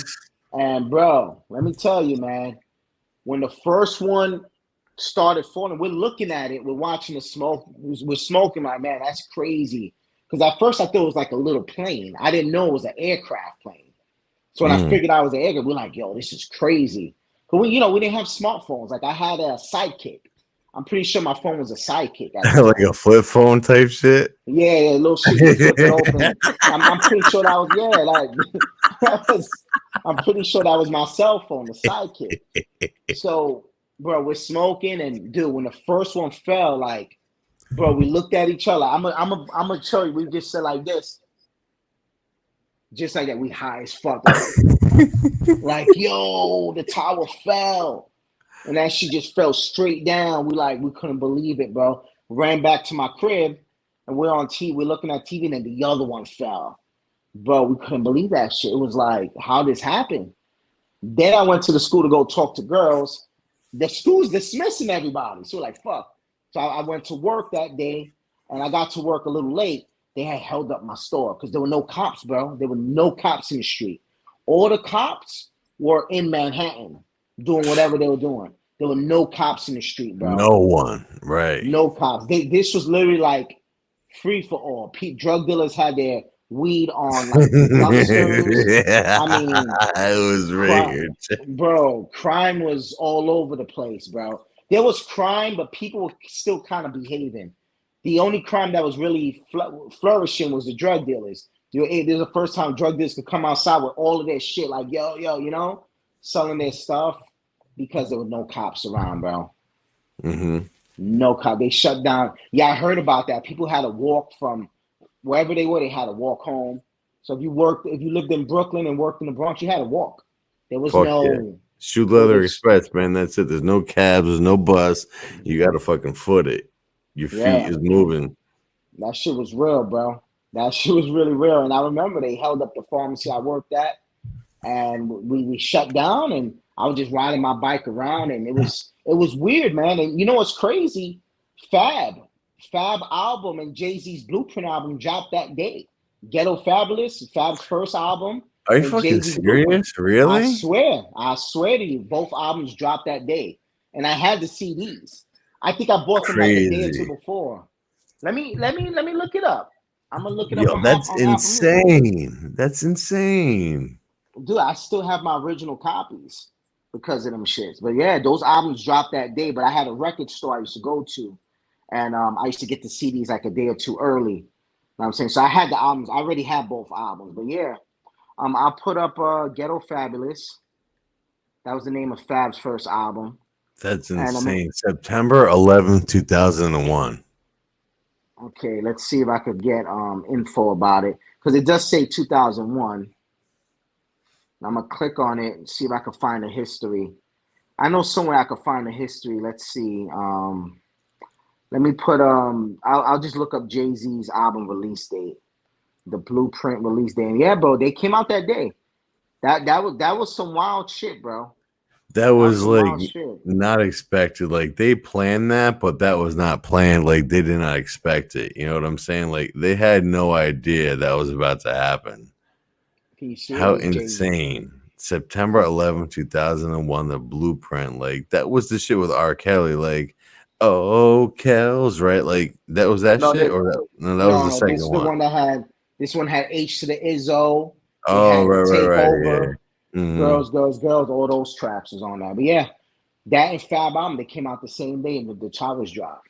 So that's what we were listening to. So Wow. that's how my day went. It was weird, bro. It was like a weird vibe.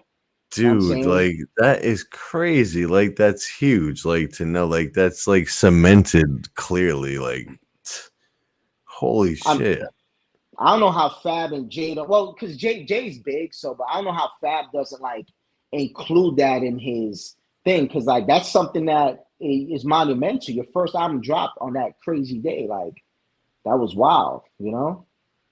I didn't know that. Like I really did, wow, like I could not expect something like that. And then those albums were fucking they sold like they were platinum. Like both of them albums did good. I mean, Jay-Z was better in that album than Fab, but still like selling that many albums from that release date, that's unprecedented. Like they Yeah, really made historic numbers. no, it's facts. A lot of like I said, all that shit's in my head, bro. Let's see, I had to look that up just to confirm. I knew I was right, but I wanted to show you. But all that shit's in my head, bro. Like That's that shit, you don't insane. forget that. You definitely don't forget things like that. That was crazy, bro. Yeah, But I like told you the whole day. Yeah.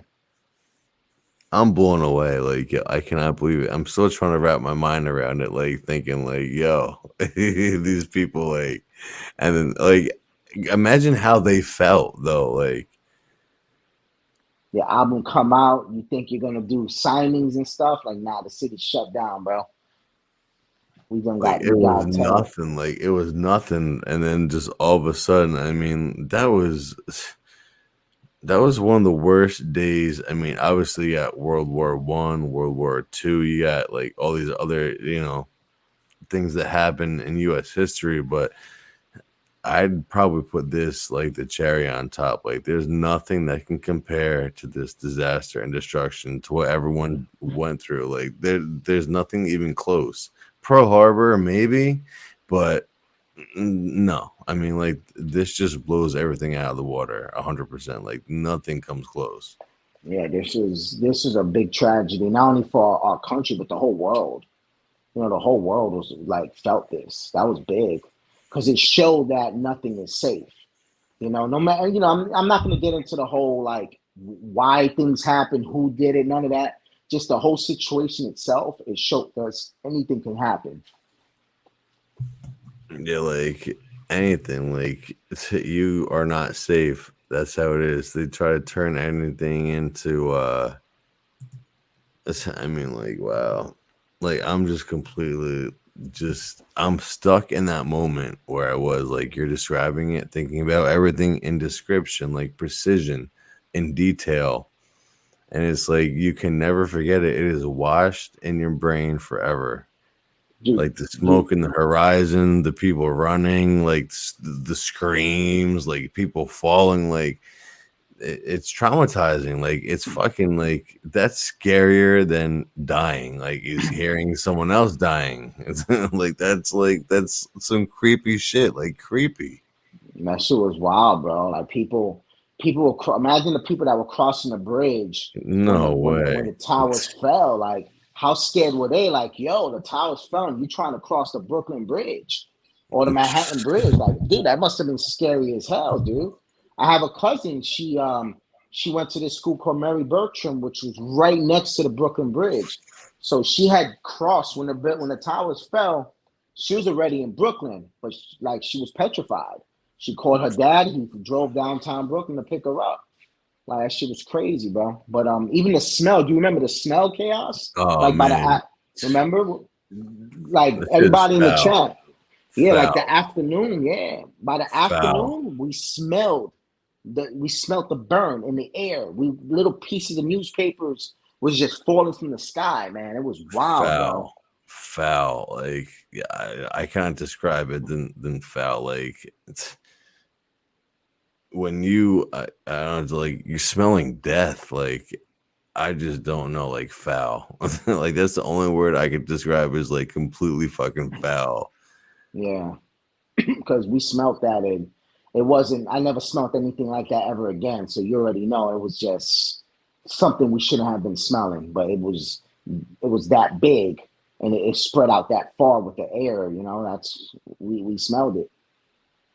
Yeah, it's Yeah. like I was on my way to school and I stopped at my grandmother's house because I needed some money for breakfast, I'm pretty sure. And she's like, yeah, here's a couple dollars. And then all of a sudden on the TV, it's like the World Trade Center. And then pew, pew, bomb, bomb, bomb. And then an hour later, half hour later, the Pentagon, bomb, bomb. And then planes are down. It's like, and then like, didn't Aaliyah die shortly before or after that? When did Aaliyah die? She died before. I She know died because before. yeah, because of the I had the cheap two-way at the time. When Aaliyah died, I had the cheap two-way. I had a two-way pager. There you go. The I didn't next have the side cell. page. Yeah. So I had Little that and I had a cell bleep phone. Yeah. I had a cell phone called a StarTAC. But I bleep. say I was hustling young and I was always a tech guy hustling young. So I had, you had to have a beeper. From the beeper, I had a two-way and a cell phone, you know. But this is all like that same time frame because Hmm. I had the same job. So Aaliyah must have died right before. Aaliyah must have died in the summer of 2001 because I had the same. Yeah. Okay. So I didn't have a sidekick when 9/11 happened. I had the two-way, not the Hmm. sidekick, not yet. But the two-way flipped up though. But it was Hmm. only a messaging device. I know I sound mad old right now, guys.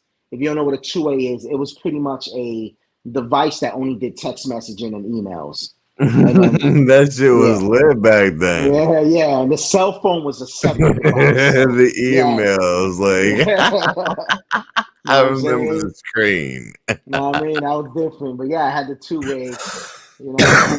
She was different, bro. Yeah, that screen was crazy. It was like a yellow screen with like three options, like That's it. 1, 2, 3 down, and then you had to keep scrolling to get to the other shit, and it took you forever Yeah. to get there. To send an email, but you would connect like AOL Instant Messenger or online, try to connect. Someone's on the phone, tell them to get off. I want to get online. Yeah, yeah, dude. Shit, though. I could go for days, man. That's why, like, my retro shit is real, man. That's why, like, right now I have a PS2 and HDMI, and it's like, for me, it's such a big deal Mm. because, you know, it's, HDMI didn't exist back then. So to have a PS2 and HDMI, I'm still like going crazy over it. I just got it last week, not even a week ago. And I'm just like in heaven because I had a PS2 during that time. We had PS2 was like the new console. So it's like now I have one in HD that I can use on my new TV and shit. So it's like everything comes full circle, man. Everything comes full circle, some way, somehow. Yeah, yo, I love my PS2. I mean, some of the best games came out like Rock Band and GTA and like some racing games, some fighting games, like sports games, like the PS2. And that was like, oh yeah, you want to watch a movie? Come over. I got a DVD player. Like you had a personal fucking DVD player, man, that no one had, and you're watching that shit right there. Yeah, that was dude. I had girls bag me because I like an electronic. I bought a big ass TV. I bought a couple of DVDs, and the girls like, I never seen that movie. I would love to see that movie. So I already knew. I'm like, hey, put your number on the receipt. We could set something up, you know? Like DVDs was getting you laid, believe it or not. You know what I'm Hell yeah. saying? You ain't have to spend no money. You invite a girl over, order some Chinese food, and you good. You pop in a DVD. Some Chinese, fuck yeah, chicken and Yeah. broccoli, You know and what I I'm got saying? Yeah, you. man. Like, dude, you was good, man. I'm telling you, from 19 to 27, my best dating time, you know? It was good times to date. Girls actually liked you for you. It was good times, man. You know? Yeah, like things nowadays in the past like 15 years, like people on some other shit, like bitches just like act like a bitch. Like if you're gonna act like that, I'm gonna treat you like that. Like, and then if you're gonna act like that, then it's probably better we go our separate ways, and that's it. Because we all know that's just like a billion people out in the world that is, just waiting, and some people are desperate, but you don't gotta be desperate. So like fuck that shit. But at the end of the day, you know what you're worth, and like, why would you settle for something that like you're better than that? You don't need to Yeah. settle. Yeah. No, shit is wild now. I feel bad for the young dudes out there, you know, and ladies too. Like it's I can't only imagine what they're going through nowadays with this shit, you know. It's just different, man. But you know, like I could just tell people, you know, whatever I could tell them, but shit, I could see where it's easy for some, but hard for so many. You know what I'm Hmm. saying? Hard for so many. Like if you're doing it, it's easy for you today. You're having a good time. But if you just average or lower, wow. I don't want to think about it, bro. I can only know what these dudes are going through and these women are going through right now. You know what I'm saying? Yeah, times have changed since like back then when we were growing up. I mean, people act different, they treat you different, I mean, it's a whole different culture nowadays, and for you to really understand it, I mean, like, I don't know if we'll ever understand it, to be honest. I mean, Yes. I mean, I see it like this, you know, following the times, I'm not going to understand it. So I can only be myself and do my thing. And, you know, as long as it's working, I'll keep doing what works. You know, that's all I can do. And that's why I tell people whatever works, stick with that, you know, 'cause it's a different world now, man. It's a different world. That's all I'll say. yeah, from growing up back like in like the 90s, and like, I don't know, just people present themselves. I mean, here in New York, we just have like that edge. That's just who we are, and people think that we're rude, but we're not. So like, you have to come off that way, because if you don't in New York, then people are gonna take advantage of you. They're gonna be like, "Yo, you're so weak," and then, "Yo, give me that shit." But I'm not weak. You're not weak. So when you try to break things down, it's like, I look at New York as a whole, because you break down each individual borough, but as a whole, I mean, the people from New York are not cut from the same cloth as other people that live in the United States. Like, you really have to be tough, like real, you can describe any adjective, any pronoun, every whatever it is, but when you're from New York, I mean, like, you're just level headed, you're smart, you're street smart, you don't give a fuck, and you're really at the point, at the brink, to beat someone's ass if you need to. So, like, what do you think about defending yourself, or like starting problems in public, or having someone starting problems in public with you, and how do you defend that? Well, you know, I've never been a bully. I've never been that guy. Never been a bully. I don't start with people, but the way I move, coming from where I'm from, and I'm saying this is how I do things. If people want to verbally start a problem with you, I try to end it quick verbally, like, hey, you know, whatever, whatever. Let them know. Don't get fucked up. Whatever. Like different, you know, there's different ways to approach different situations. So I try to end a quick verbal altercation as quick as possible and let them know I'm not to be fucked with. But if it's something that needs to be physical, I mean, I try to knock them out as fast as possible. You know, just fuck somebody up and keep it moving.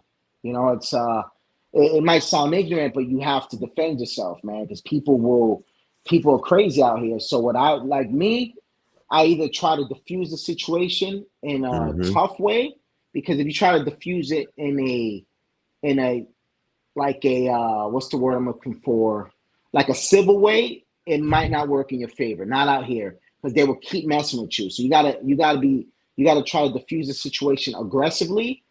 And what I do is, instead of making a long argument turn into a possible altercation, I just swing. You know, I Fuck swing. yeah. I go for the kill. Not the kill, but you know what I mean. I go for, because you'll be surprised how many drunk and high people fall down and fall asleep easily. They're so drunk and so high off whatever that a few hits, it knocks them out. Like they'll be in another zone, and then you could just walk away. You know, just make sure you run their pockets, because you don't want them to snap out of it and pull out a gun or something on you. So just make sure you run their pockets. You don't have to rob them, but just run their pockets to make sure they're not holding nothing. You know what I'm Yeah, saying? like homeless people, like they are like armed most of the time, like with some type of like stupid shit that they rigged up. Like they're the dangerous ones. Like, yo, let me get 25 cents. Like you just walk out, like, yo, let me get $1. And then all of a sudden they turn on you. Like they're the motherfuckers to worry about. Like they are straight up psychotic and like Yeah. a maniac. when when I used to ride the trains, I've literally kicked them off the train before.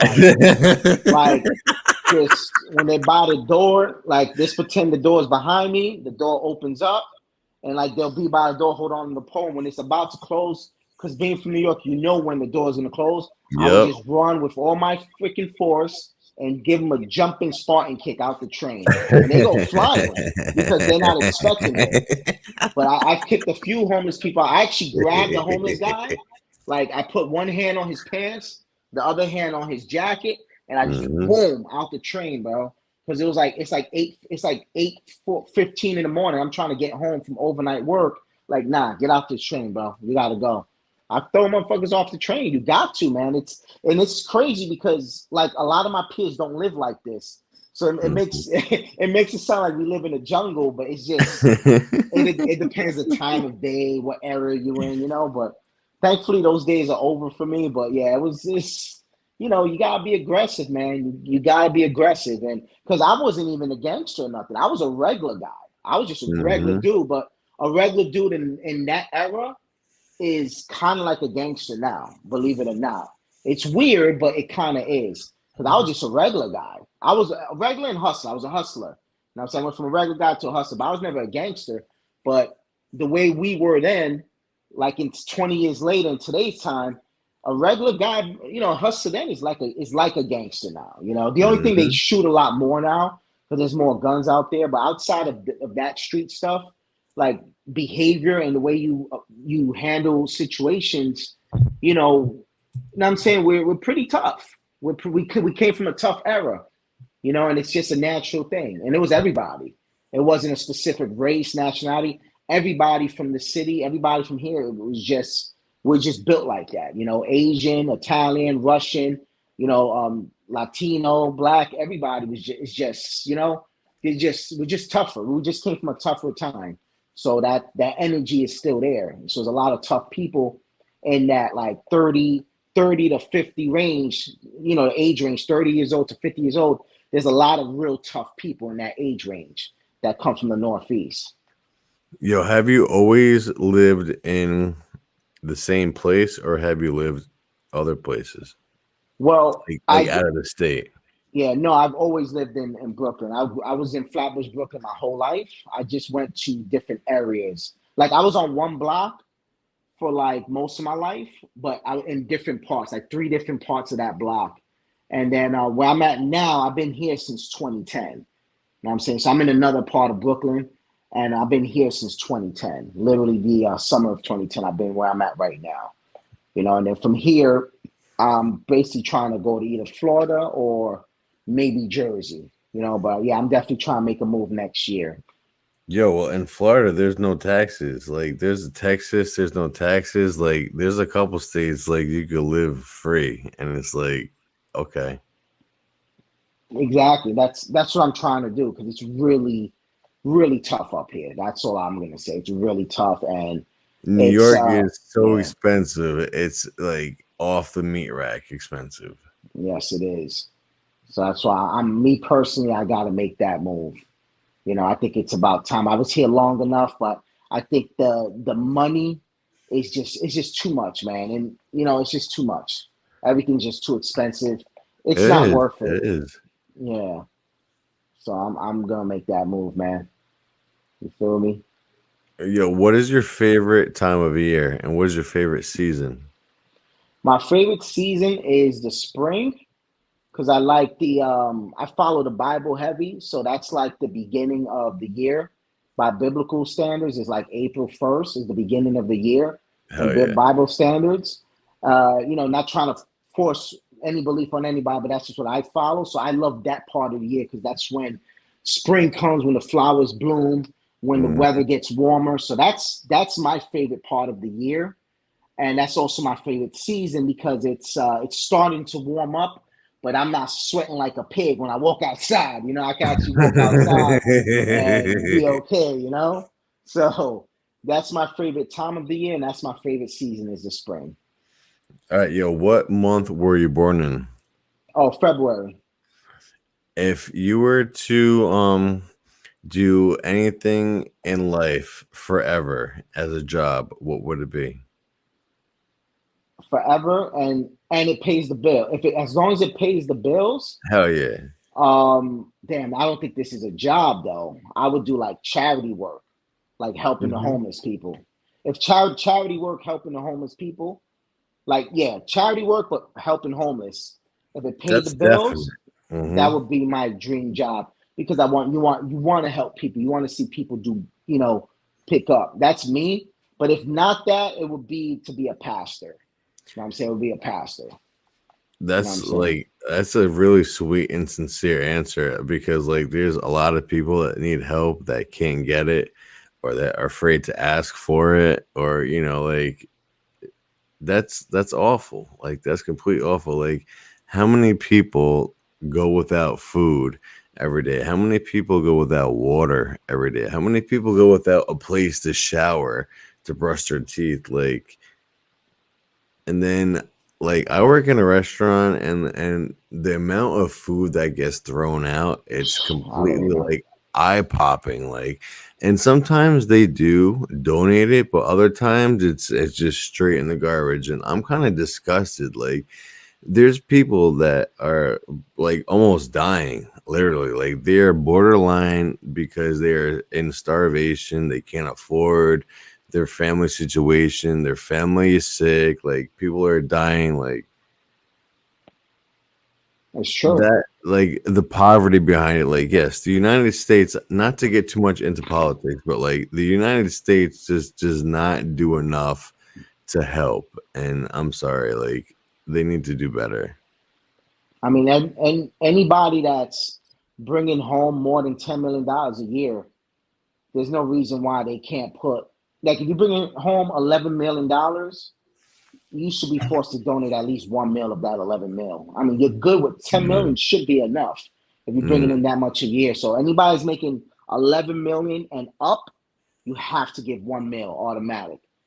But it's just the way the country's set up is wild, bro. There's no reason due to the money that some people have. There's no reason why anybody is homeless and why any kid is missing or any person is missing a meal.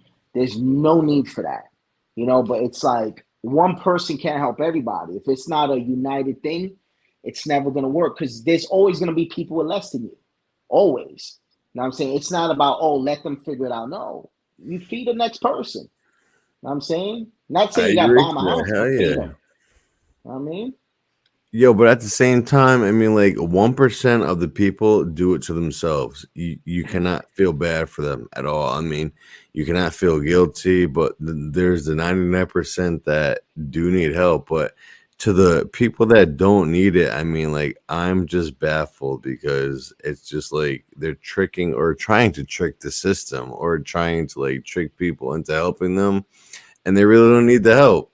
When they're trying to take the load and then they're taking the load for other people that do need the help. that are like in need, that like have kids, have multiple kids, like have families, and they don't give a fuck. They don't give a fuck about the next person. They don't give a fuck about the person before them. So that that's just shocking. It's I mean, how can anyone do that in today's society? That's how it's set up, and it's messed up, dude. Real talk chaos. Like there's no need for it to be like that. All the money they're sending to these other countries, I'm okay with helping other people, but how about here? You know Mm, what I'm saying? mm. How about here? The amount of money you're sending to some of these countries, that shit's all being pocketed. But that's a whole other conversation. But you know where I'm coming from with that one. Yeah, It sucks. it makes Yeah. no sense. Yeah, and it sucks because it's unfortunate for the people that are okay, and then in the back of their mind, they're thinking about the people that are not okay. But then the people that are not okay, they're still reaching out for some type of means or an avenue to cross for some help, and then they can't. I mean, some people just can't get out of the way of their own selves. I mean, there's nothing they can do about it. And whether it's a If mental issue, whether it's a physical issue, whether it's a medical issue. I mean, I don't know. I'm not a doctor, but like all this country does is fork money out for other countries and does not care about their own and their own um, people. The and then they stimulus bills, they don't do shit. The fucking baby checks, they don't do shit. The SNAP benefits, food stamps, Section 8, I mean, it doesn't do shit. It doesn't do anything. So like if the government wants to have the society function and grow economically, then you would think they would do more to help out the American people that sit here and fight, and not just fight, but work. The people that work 6 days a week, that don't see their families, that, like, that's the kind of shit that bothers me because in other countries, it's not like that. I mean, some people are communists, some people, I mean, it's on the other side of the fence, but here in the United States, it's just like people come here from other countries and then they do what they need to do, and then they're almost a made man. Like, you're from the mafia. Like, I'm Tony Soprano and I'm gonna make you a made man. It's just like you're climbing, you're climbing, but all the presidents, all the government, the Republicans, the Democrats. I mean, like, it's false promises. It's shit that you hope for. It's like when you're in high school, you got the fucking class president. I want a soda machine in the fucking cafeteria. You waiting all year for it, and then you're voting, and the shit don't happen, and then like you become a disappointment. So the moral of what I'm trying to say is, like, when you expect shit, it always leads to disappointment. And like when people like, oh, I'm gonna do this, and then it never happens. So like now you know why they act the way that they do. I mean, what the fuck? it's true. It's if you depend on human beings and the people, you're probably gonna be let down all the time. Like straight up. But it's tough. But yeah, if I did have the opportunity to do one job, it would be that, because it'll be a fun job and it'll Mm, be a productive job. You know what I'm saying? At the same time, it's fun and productive, because to me that's fun. Helping somebody is a good thing, but there's no such job, because that would be too easy. That'd be too easy, because that I know we're not going to make it easy. But like what Mr. Beast does, he does good work. It's still for content, so in that aspect, it's like it's wishy yeah. washy how much of it is Mhm. authentic, but he's still helping the people. He's still helping the people. But there's enough money out there to help everybody in need. Everybody won't have a lavish life, but nobody would be homeless and nobody would be without food. And I Yeah, I think mean, that's like, more important. if you really gonna get into it scientifically and dive right into the thick of things, the United States government, the US Mint, makes money. Okay, so in a place where you make money, that's like, okay, I'm on a farm, I'm making corn, I have endless corn, I'm in the US Mint. I'm making endless money. So like how is there like I just don't understand. People are fighting to pay their bills. If I can make tomatoes, cucumbers, lettuce, carrots, corn, and if I'm the US Mint, I can make money. I can make dimes, nickels, pennies, dollars, hundreds. So like what's the difference there? Like I will never understand because that's just one thing that I'm always constantly thinking about. If you can make the money, like why can't you distribute it? Like what are the two like absolute reasons behind it? Like what's the explanation? Like what is the critical point that you cannot constantly make money and provide? It's just the way it's unfortunate circumstances because I even had a debate with a friend of mine. He believes, oh, if you just go to work and work hard, you'll move up and things will go your way. And that's not true. That is not true. No, not all the time. Hell no. Yeah. You could, I do suggest working your best and doing the best job, but you're not guaranteed to move up anywhere, especially not in this city. Like I've been there and done that, man. I've done great Mhm. jobs and still get overlooked. You know what I'm saying? Like, oh, let me bring in my nephew to do this job. There's a job open. Let me get my nephew in there because I'm related to them. We're not going to bring in the guy that knows what he's doing and also has a family to feed. So Mhm. even in that sense, it's like even working hard and doing the right thing, you're not guaranteed. But it is worth trying. But here's my thing, Chaos. This is the best time to be your own boss.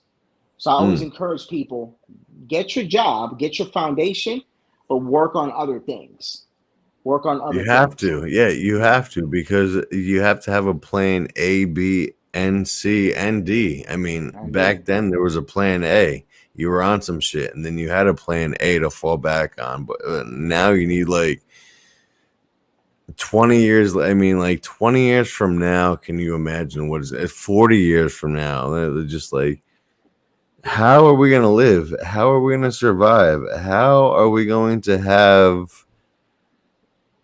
a way, to cope with each other and live in a society that everyone's happy? I mean, like it makes no sense to me. It's gonna be hard. That's why another reason why I'm moving because once you have your property, that helps a lot. It helps a lot, And some people might not want to move to some quiet state, but if you have your property, you're already in a better situation because there's no, oh, you have to move out in a year. There's none of that stuff.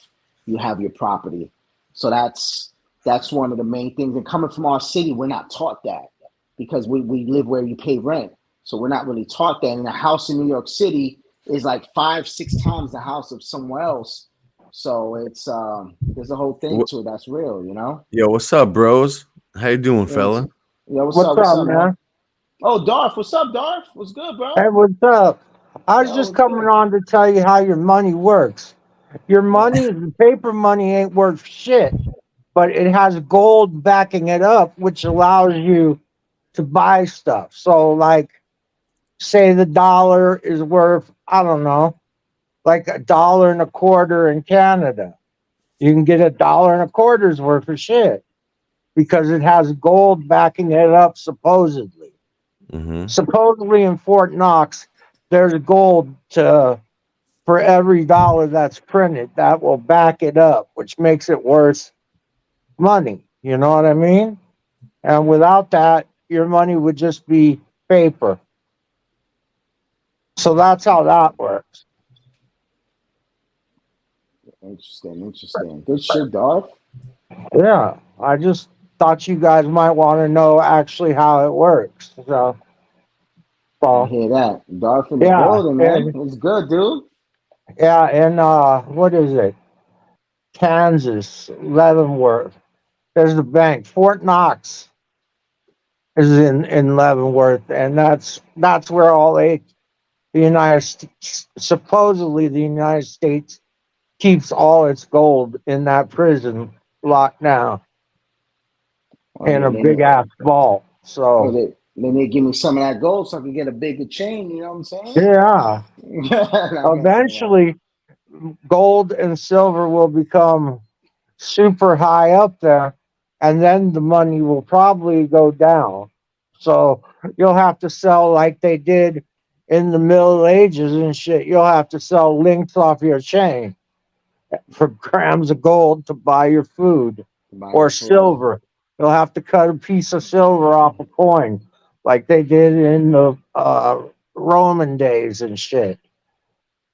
That's That's how real. that works. But yeah, That's they real. decided to go paper because it was lighter to keep in your pocket than $100 of silver. You know what I mean? Yeah, because it weighed so much. So they're like, well, we'll just print this paper and we'll back it with so much silver or gold. So Yeah. that's how your money works. You're That's supposed to not print more money than you have in gold. That's why everybody bitches because they keep printing more money, and lots of people are speculating that they don't have enough gold to cover all the money they're all the fucking money. printing. Yeah, which leads to the deficit, which is the amount that that this country owes to other countries because we borrowed from them. And the only country there's like two countries, Sweden and Norway, are the only two countries in the world that paid us back from World War II in gold and silver. That's it. Everybody else fucking stiffed us. Damn. Yeah. And That was Pearl deep. Harbor killed more people than 9/11. And if we would have been alive during the Pearl Harbor and 9/11 is the only way you'd be able to compare it. But I'm pretty sure Pearl Harbor fucking scared a shitload of people, especially knowing that your whole Pacific fleet is fucking at the bottom of the ocean, basically, but one aircraft carrier.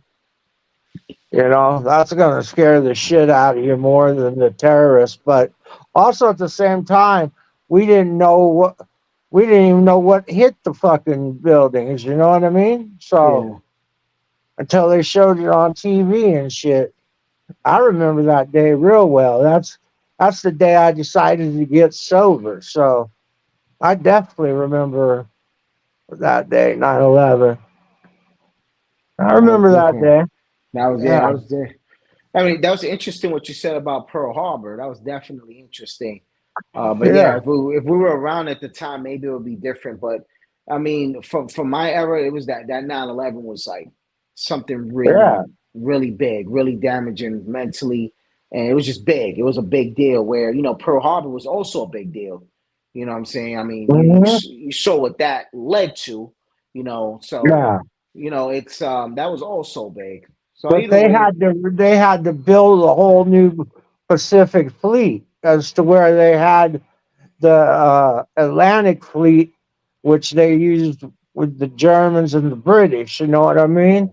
yeah, But they had to build a whole new Pacific fleet, and they mainly built aircraft carriers. They didn't go back to really building battleships for the Pacific ones, yeah, you know. But battleships were also kind of outdated by World War II. I yeah. mean, they were good for shelling shit offshore, but when it came to a fight, aircraft carrier will win every time. Like it got all them damn jets on it flying out, Mhm. Yeah. Or them jets is So, going to hit the air. They were going uh, to attack. yeah. And It's different. how come your boy 50 Cent didn't reply to Scarface when Scarface dissed him?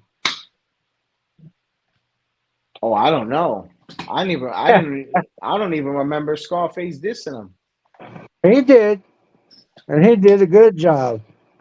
I don't know. I mean, 50 ain't Superman, but uh, he went at people. He did go at people though.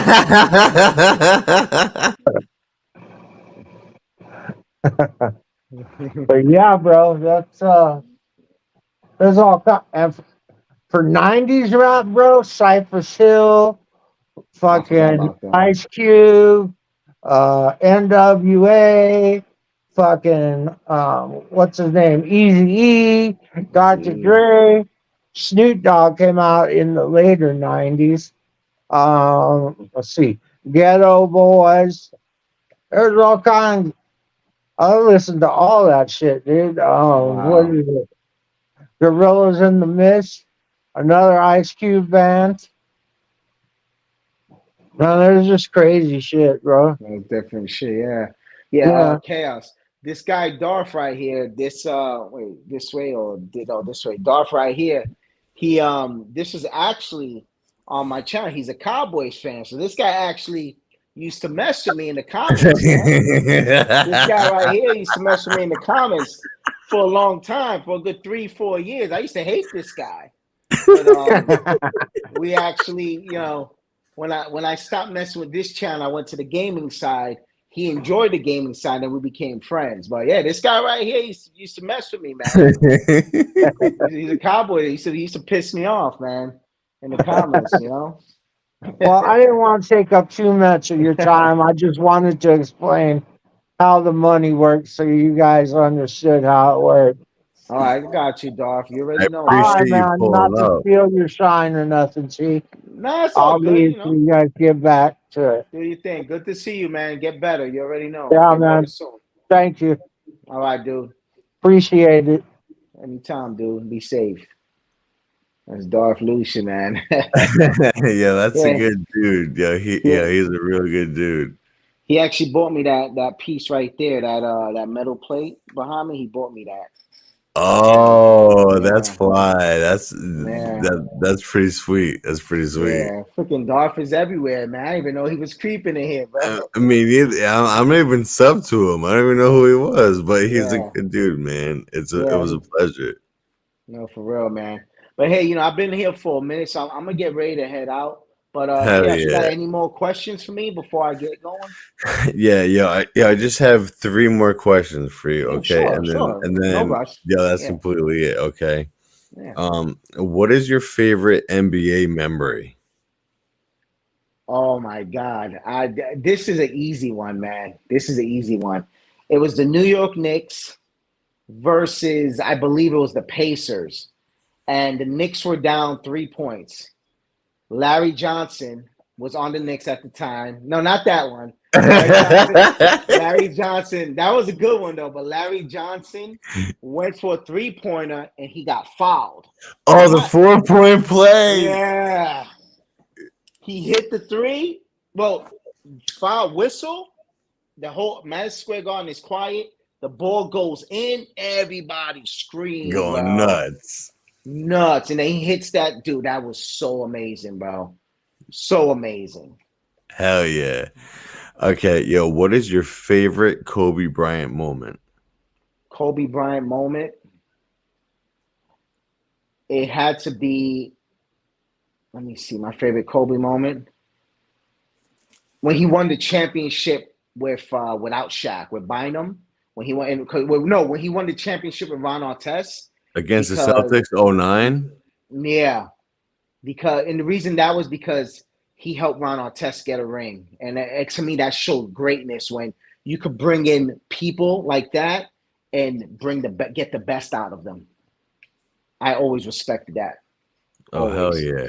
Yeah. Okay, and the last question is, what would you say to the world in a positive message to encourage them? Well, it's something I always believe in, and it's cliche, but I would say never give up. Never give up in anything you're fighting for. Fight to the end. Know what I'm saying? And the reason why, I'll give you a reason why. Che Guevara, revolutionary, I forgot what country it was from. I believe South America or maybe Cuba. I apologize for the bad history lesson. But Che Guevara, he once said in a shootout, he survived the shootout, but he said, I'd rather die standing up than live life on my knees. He said that yeah. And that always, I'm like, man, that's so real right there. And, that helped me understand the never give up mentality. Even if you fail, but at least you tried and you kept trying. And eventually, sometimes we have to take the L.